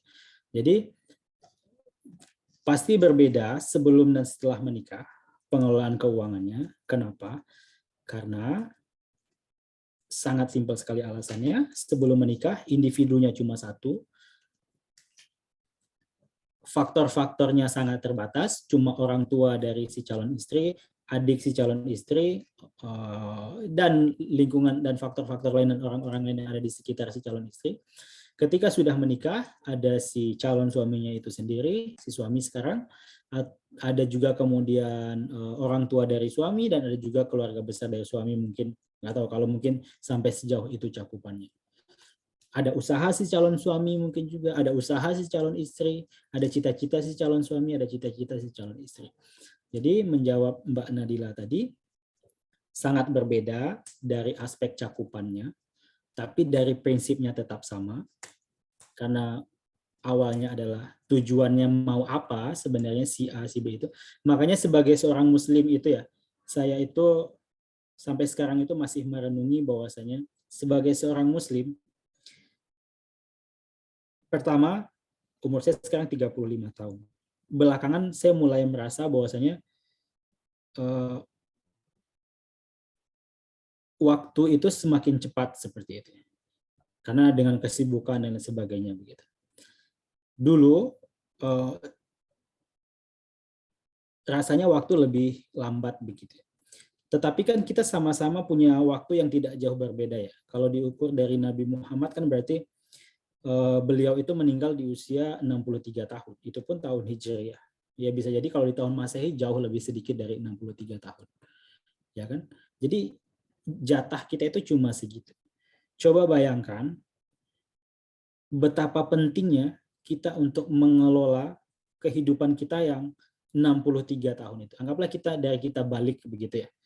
Umur berapa misalnya? 14 mungkin gitu ya. Atau 12 ya 10 sampai 15 tahun katakanlah seperti itu. Sejak itu berarti sisa 50 tahun begitu yang harus dikelola dengan baik. Waktu SMP, SMA ya mungkin belum begitu melek terhadap pengelolaan dirinya begitu sebagian besar orang. SMP, SMA anggaplah sejak kuliah begitu yang disebut matang mungkin katakanlah 17 tahun, 17 sampai 50 berarti berapa? 17 tahun sampai 65 tahun gitu, 63 tahun. Berarti cuma berapa itu? 43 berarti cuma 46 ya? 46 ya? Iya enggak? Jadi 40 sampai 50 tahun yang harus kita kelola dengan rapi. Bagus nih teman-teman nih, makanya acara seperti ini kan penting sekali ya untuk menegaskan bahwasanya merencanakan termasuk keluarga, turunannya banyak yang kita bahas kan, ada keuangan, ada hubungan dengan sekitar, ada ibadah, banyak muamalah kan banyak ya tugas kita sebagai manusia itu ya.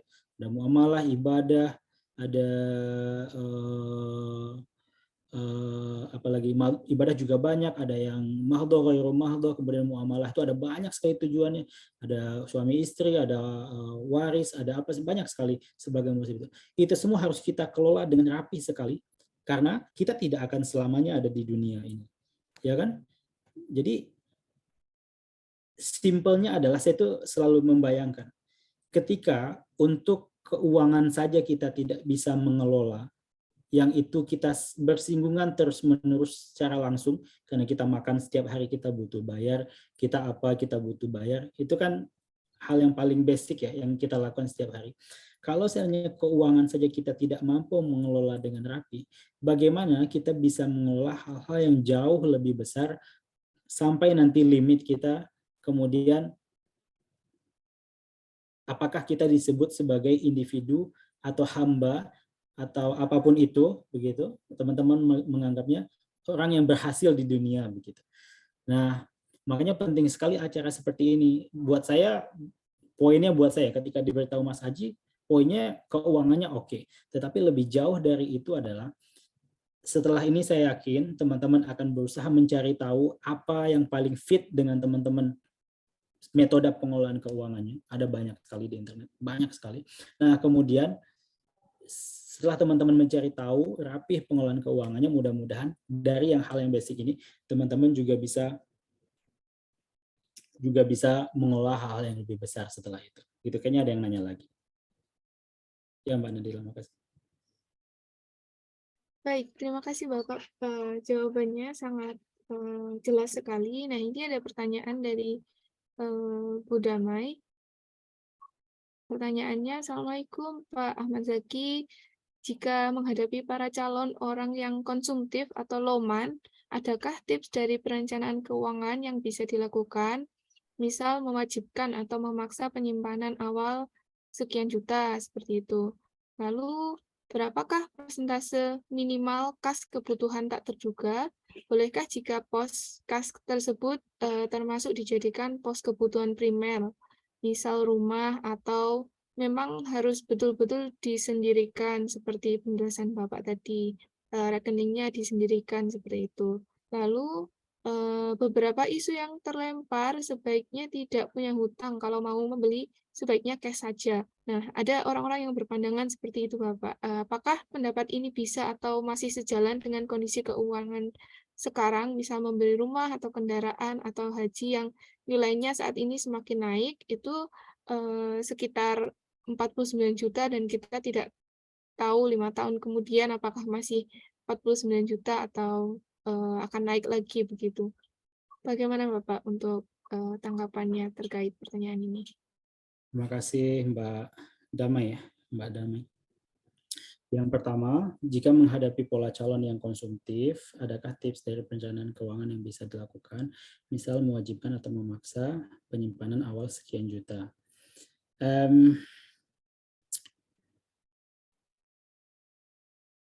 Konsumtif itu kan menurut saya itu watak ya. Jadi ya latah saja begitu. Jadi satu pelajaran mahal begitu yang saya dapatkan beberapa waktu lalu begitu ya, ketika saya kepentok begitu. Jadi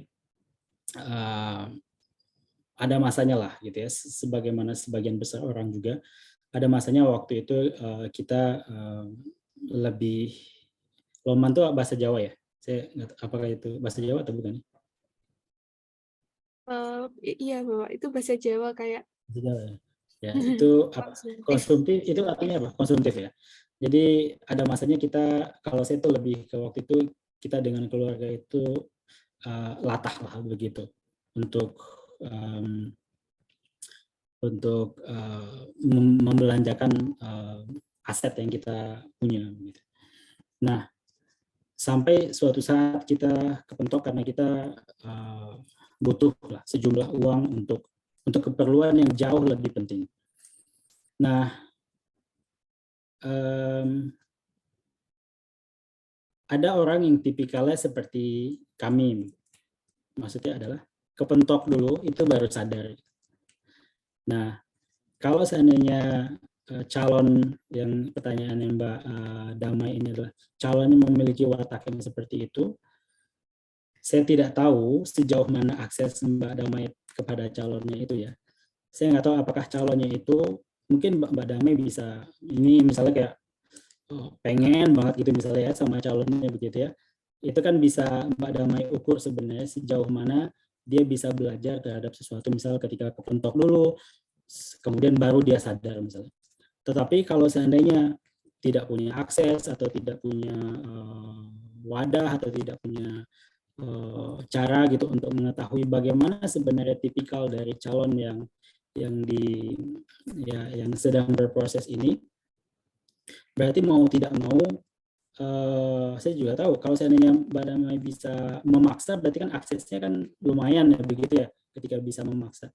Nah, kalau seandainya bisa memaksa, berarti kan bisa melihat juga sebenarnya apakah dia tipikal orang yang, ya seperti saya katakan tadi, harus kepentok dulu, tidak bisa sampai di titik misalnya dia punya kebutuhan tapi tidak bisa memenuhi, baru dia sadar. Tetapi kalau seandainya memang benar-benar tidak bisa,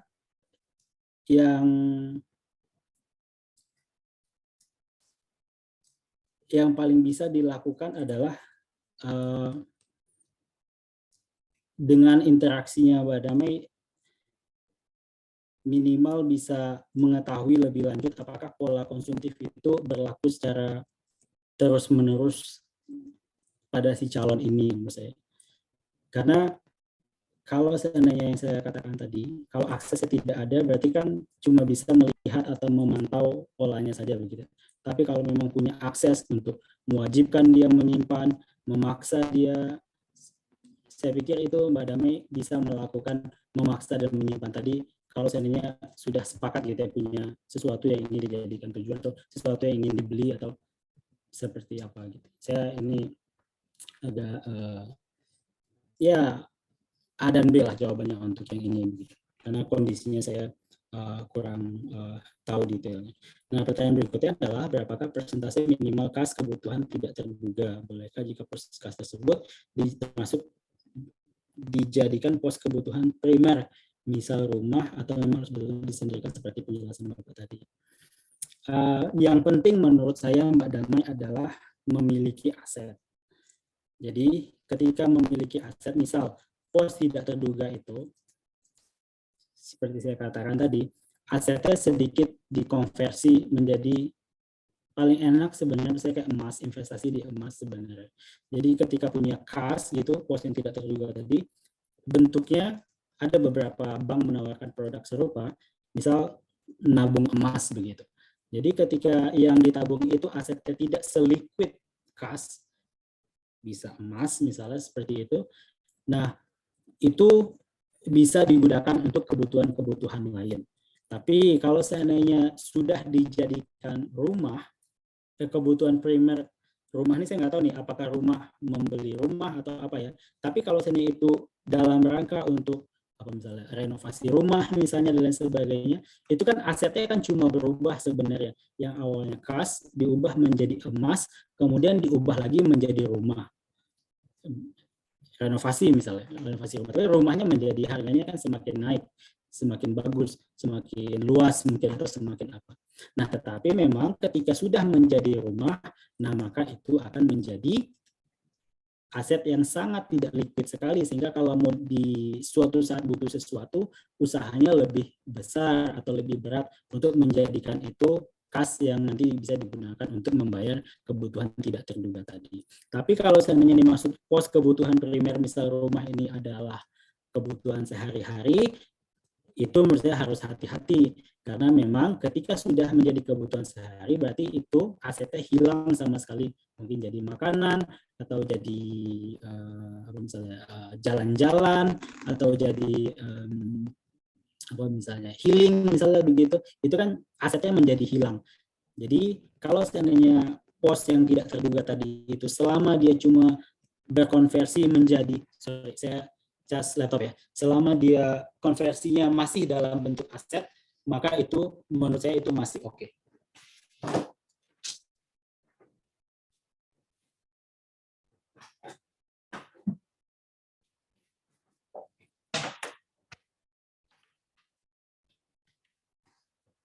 Jadi pertahankan bentuknya itu masih aset. Gitu. Saya nggak tahu ya teman-teman definisi aset paham atau tidak. Gampangnya adalah aset itu kas atau setara kas itu misalnya apa, surat berharga misalnya, atau ya emas begitu. Emas itu kan masih setara kas. Kemudian kalau Mbak punya motor gitu, itu kan masih aset tuh, yang awalnya dia kas berubah menjadi motor begitu. Atau dia jadi apa, mobil kan masih aset, tapi kan ada pengurangan nilainya secara berkala, tapi kan itu masih aset. Jadi tapi kalau udah jadi konsumsi itu ya bukan aset lagi, itu udah jadi biaya begitu. Atau dia menjadi yang saya katakan tadi, misalnya menjadi liburan ke luar negeri misalnya, atau apa misalnya biaya pulang kampung misalnya begitu. Nah, itu kan dia menjadi hilang, sudah tidak dalam bentuk aset lagi, tapi diusahakan dia itu masih dalam bentuk aset. Mudah-mudahan menjawab. Yang ketiga adalah beberapa isu yang terlempar sebaiknya tidak punya hutang. Kalau mau membeli sebaiknya cash. Apakah pendapat ini bisa atau masih jalan dengan kondisi keuangan sekarang? Bisa membeli rumah, kendaraan, haji yang nilainya semakin naik. Haji sekarang sudah 49 juta dan kita tidak tahu 5 tahun kemudian.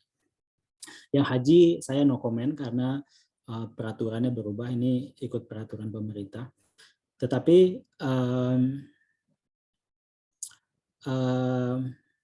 membeli cash atau nyicil menurut pendapat saya tergantung apa yang mau dibeli. Ya, nyicil ini nggak mesti kredit ya. Bisa jadi kalau kita ke nyicil ini bisa bentuknya dua. Yang pertama itu adalah kalau kita ke bank umum, bank konvensional misalnya, bentuknya adalah kredit yang penambahannya kita bayar setiap tahun, yang kemudian dibagi menjadi 12 bulan. Jadinya setiap bulan bunganya berapa, bunganya berapa, bunganya berapa. Atau bisa juga bentuknya adalah akadnya misalnya ke bank syariah itu tambahan nilai. Misalnya kalau mau beli mobil, harganya di pasar misalnya 100 juta, ya. Kemudian akadnya namanya murabah. Beli mobil harganya 100 juta. Nah, kemudian kita ke bank syariah kan sekarang tinggal satu ya, BSI gitu. Ya ada yang lain juga, tapi yang pemerintah tinggal satu. BSI, kemudian kita bilang saya mau beli mobil itu tuh harganya 100 juta. Terus sama si BSI dibelilah mobil itu 100 juta harganya, dia beli, dia kasih ke dealernya, ke showroomnya 100 juta. Kemudian dia jual ke kita misalnya penambahannya misalnya 21 juta misalnya. Jadinya dia jual ke kita 121 juta, kita cicilah 121 juta itu selama misalnya 3 tahun begitu. Nah, kalau yang ke bank konvensional tadi kan bunganya kan setiap bulan. Jadi kalau seandainya si bank syariah ini 121 tahun udah dikunci aja tuh 121 juta itu dikunci di 121 juta tuh sampai kita melunasi. Tapi kalau yang konvensional bisa jadi semakin lama maka bunganya juga akan semakin meningkat seperti itu. Nah, bisa banyak nih caranya nih kalau yang kredit. Kalau menurut saya itu tergantung apa yang dibeli dan harus pinter-pinter. Misal kalau rumah, prinsip saya pribadi masih oke. Kalau kendaraan, prinsip saya pribadi kalau baru mungkin oke, tapi kalau second mungkin enggak. Yaitu kondisional. Karena kalau kendaraan kan ada penurunan nilai ya. Tapi kalau rumah itu kan harga tanah, harga apa itu kan cenderungnya naik ya. Kalau bisa pilih tempat yang strategis dan lain sebagainya. Tapi kalau saya kendaraan itu ada yang namanya apa ya? Kalau di akuntansi itu namanya depresiasi. Jadi ada penurunan nilainya. Misal mobil kita nih sekarang kita beli 100 juta, 2 tahun lagi harganya mungkin bukan 100 juta, tapi bisa jadi harganya 80 juta karena setiap tahun dia berkurang nilainya sebanyak 10 juta. 10 juta tahun pertama, 10 juta tahun kedua, di akhir tahun kedua harganya tinggal 80 juta. Jadi tergantung apa yang mau dibeli, kredit atau cash. Itu bisa dua-duanya, tidak ada masalah sama sekali menurut saya. Haji, kalau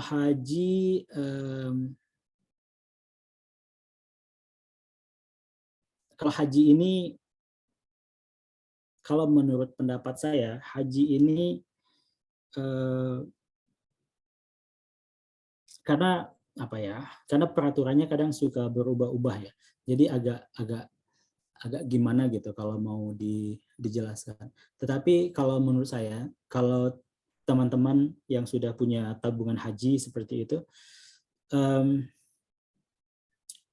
saya nggak tahu ya kalau di Taiwan itu ada jatah haji atau enggak. Kalau dulu waktu saya di UK itu kayak waktunya lebih singkat gitu ya. Jadi kayak bisa bayar tahun itu, berangkat tahun itu gitu. Jadi lebih enak gitu kalau mau seandainya untuk nabung untuk haji.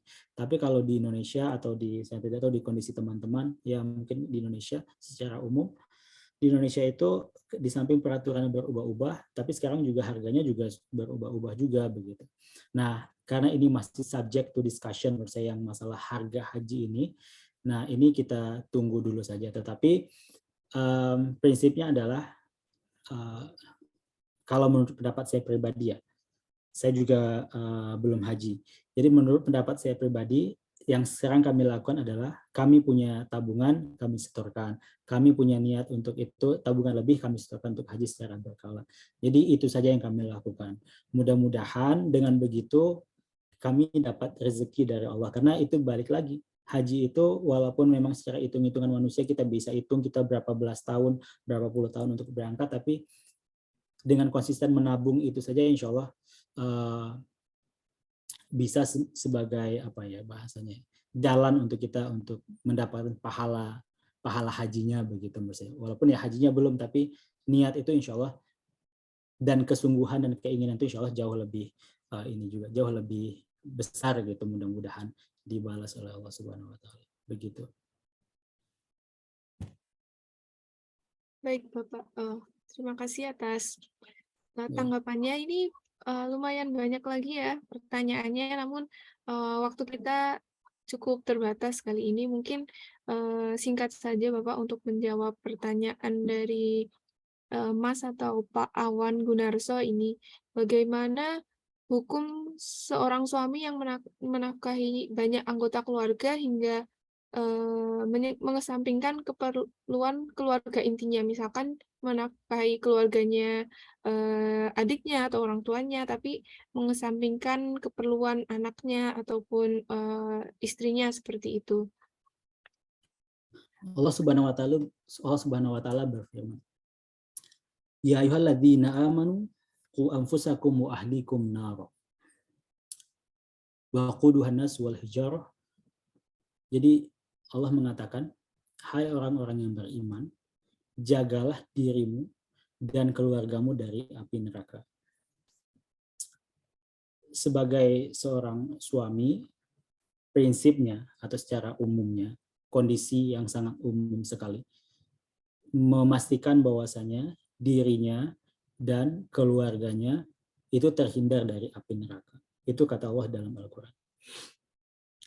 Nah, suami yang menafkahi banyak anggota keluarga, sampai titik itu ya pasti oke.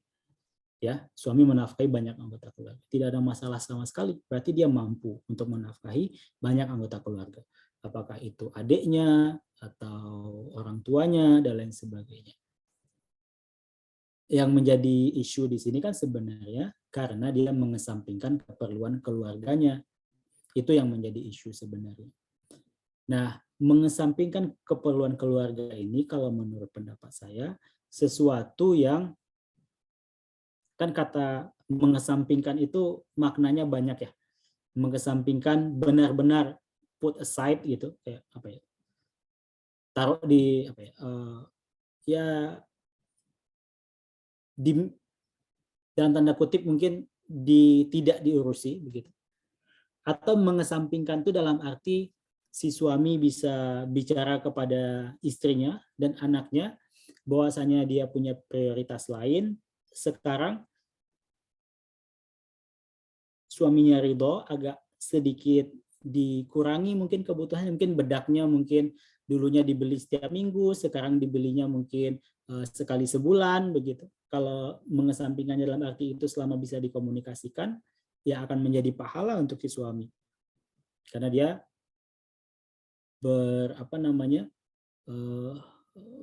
bersedekah gitu kepada keluarganya yang lain yang di luar keluarga intinya. Nah, mengesampingkannya ini yang perlu kita lihat lebih lanjut. Tapi kalau benar-benar mengesampingkan tidak diurusi, itu yang kurang pas dan tidak tepat. Tetapi kalau seandainya keluarganya ridho ketika suaminya mengurusi kehidupan orang lain, itu menurut saya itu akan menjadi pahala yang sangat besar untuk baik suami atau istrinya gitu. Kalau menurut saya sekilas begitu, Pak Awan. Baik, semoga menjawab ya Pak Awan. Dan satu pertanyaan terakhir ini Bapak, sekaligus untuk conclusion statement mungkin nanti di akhir ya. Jadi dari Mbak Wina, Assalamualaikum warahmatullahi wabarakatuh. Maaf izin bertanya, jika ada ikhwan yang mengajak nikah tetapi maaf dengan finansialnya belum siap sama sekali, apakah ini boleh menjadi pertimbangan untuk tidak menerimanya? Terima kasih. Baik, terima kasih banyak teman-teman di Serasi ya. Alhamdulillah kita bisa sampai jam berapa ya ini? Kalau di Indonesia jam 9.16. Berarti di Taiwan jam berapa? 10.16 ya. Katanya Benar, selisih Pak. 1 jam ya. 1 jam. Ya, betul. Jadi terima kasih banyak atas kesempatan sharing sebenarnya. Saya senang sekali bisa bertemu dengan sahabat-sahabat Serasi ya. Tadi katanya ya, sahabat-sahabat Serasi. Prinsipnya saya di sini tidak menggurui, tapi kita sama-sama belajar, sama-sama sharing. Pertanyaan-pertanyaan dari teman-teman sangat memantik gitu pikiran-pikiran lain dari saya sebenarnya dari aspek luasnya begitu, aspek sebuah keluarga gitu. Keuangannya saja aspeknya luas sekali, banyak sekali isunya, banyak sekali masalahnya begitu. Karena saking banyaknya masalahnya itu, seperti penelitian tadi mengatakan bahwasanya masalah keuangan itu sangat bisa menjadi faktor utama konflik juga di dalam sebuah rumah tangga. Ya, mudah-mudahan kita dijauhkan dari apa yang disukai setan, yaitu yang disebut dengan perceraian begitu. Jadi jangan sampai kita ada di titik itu sehingga kita membekali diri kita sebanyak-banyaknya dengan bagaimana mengelola keuangannya. Mengelola itu berarti kan uangnya ada dulu ya. Sesuatu yang dikelola berarti kan ada ya. Jadi ada banyak, alhamdulillah, ada sedikit, alhamdulillah. Yang penting kita bisa mengelolanya. Jadi awal dari pengelolaan itu adalah kita juga berusaha untuk mencari uang yang sesuai dengan kebutuhan kita tadi. Apa yang ingin kita capai dengan uang tersebut. Nah, termasuk pertanyaan Mbak Wina ini, kalau seandainya ada ikhwan yang mengajak nikah, tapi mungkin secara dia finansial dia belum siap, apakah boleh menjadi pertimbangan untuk tidak menolaknya? Saya mungkin beri masukan kepada Mbak Wina untuk bertanya ini kepada istri saya mungkin ya, kenapa dia mau menerima saya waktu itu. Jadi saya tidak punya aset apa-apa waktu menikah. Saya mahasiswa, saya punya latar belakang keluarga yang jauh berbeda sekali secara budaya, pulaunya saja jauh bedanya. Banyaklah perbedaan di antara kita, termasuk latar belakang keluarga, termasuk juga adalah yang Mbak Wina tanyakan, kenapa istri saya mau menerima saya padahal saya secara finansial belum siap waktu itu. Pada waktu itu, saya, bukan pada waktu itu, setelah menikah, istri saya sering cerita kepada saya begitu. Jadi ketika kita ada ini ya, ada di dalam rumah tangga harus diingat ya, itu pasti akan ada ini apa namanya itu api-api kecil begitu ya dalam rumah tangga ya. Karena ada ya namanya juga ada suami, ada istri, dua orang yang berbeda, punya pikiran yang berbeda, punya cita-cita yang berbeda segala macam. Pasti adalah kita agak panas gitu suasana di rumahnya. Nah, sebagian mungkin disebabkan oleh saya yang kurang men-treat istri saya dengan baik begitu. Saya akui itu. Tetapi yang menjadi pecut bagi saya adalah istri saya selalu mengatakan kepada saya ketika dia memilih saya itu yang dilihat bukan background keuangan saya, dia bilang, tetapi yang dilihat oleh dia adalah bagaimana personal saya. Jadi kalau seandainya finansial itu Mbak Wina, itu insya Allah bisa diusahakan. Rezeki itu Mbak Wina dikasih jatah rezeki sama Allah misalnya 1 triliun, itu tidak akan berkurang 1 rupiah pun, tidak akan bertambah 1 rupiah pun. Ya, jadi rezeki itu pasti jumlahnya akan sebanyak itu kita dapatkan di dunia ini. Nah, belum siap itu bisa menjadi alasan pasti untuk Mbak Wina untuk tidak menerimanya. Tetapi kalau seandainya Mbak Wina punya, jadi ketika akan menikah itu, kalau pesannya orang tua saya dulu ketika mau mencari jodoh itu, apakah saya punya, jadi istilahnya itu apa ya? Bahasa Arabnya itu muyul, bahasa Indonesianya itu ini. Kecenderungan hati gitu. Apakah saya kayak misalnya lurus nih tegak, agak miring gitu. Jadi kayak jadi ada kecenderungan hati lah ketika berproses dengan si sosok itu. Jadi ketika Mbak Wina punya sedikit saja kecenderungan hati untuk atau kecenderungan hati atau keyakinan hati akan bahwasanya si calonnya ini baik atau tidak baik, bahwa si calonnya ini punya masa depan yang lebih baik insya Allah, bahwa si calonnya ini solih insya Allah, dengan mencari tahu kepada orang-orang di sekitarnya begitu ya, kan bisa dicari tahu ya kepada orang-orang sekitarnya seperti apa dia sebenarnya, apakah dia beneran finansialnya belum cukup atau belum cukup menurut dia atau belum cukup menurut Mbak Wina. Itu kan banyak faktor ya, belum cukupnya itu definisinya seperti apa. Tetapi as long as punya kecenderungan hati, maka coba dipertimbangkan lagi kalau menurut saya. Nah, karena memang finansial yang belum siap itu sangat bisa dijadikan faktor untuk menolak memang, karena banyak sekali hal-hal yang butuh diusahakan secara keuangan setelah menikah nanti, tetapi dilihat susah ya ngomongnya karena ini sangat ideal sekali. Jadi coba ya cuma Mbak Wina yang tahu seperti apa si calon ini, apakah menurut Mbak Wina ini akan diterima atau ditolak begitu. Jadi finansialnya oke, dilihat sebagai faktor, tapi Mbak Wina yang lebih tahu apakah akan menolak atau menerima. Begitu Mbak. Ini masalah hati agak susah nih.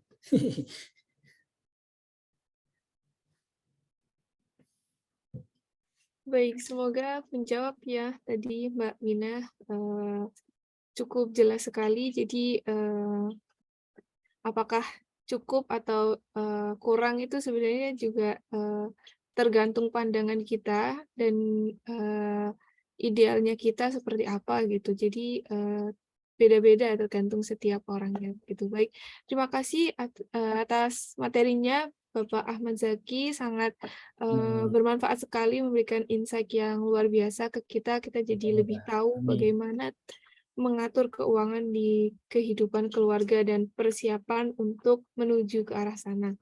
Tidak terasa kita sudah melebihi hampir 30 menit ini Bapak, sampai setengah 11 ini, hampir setengah 11.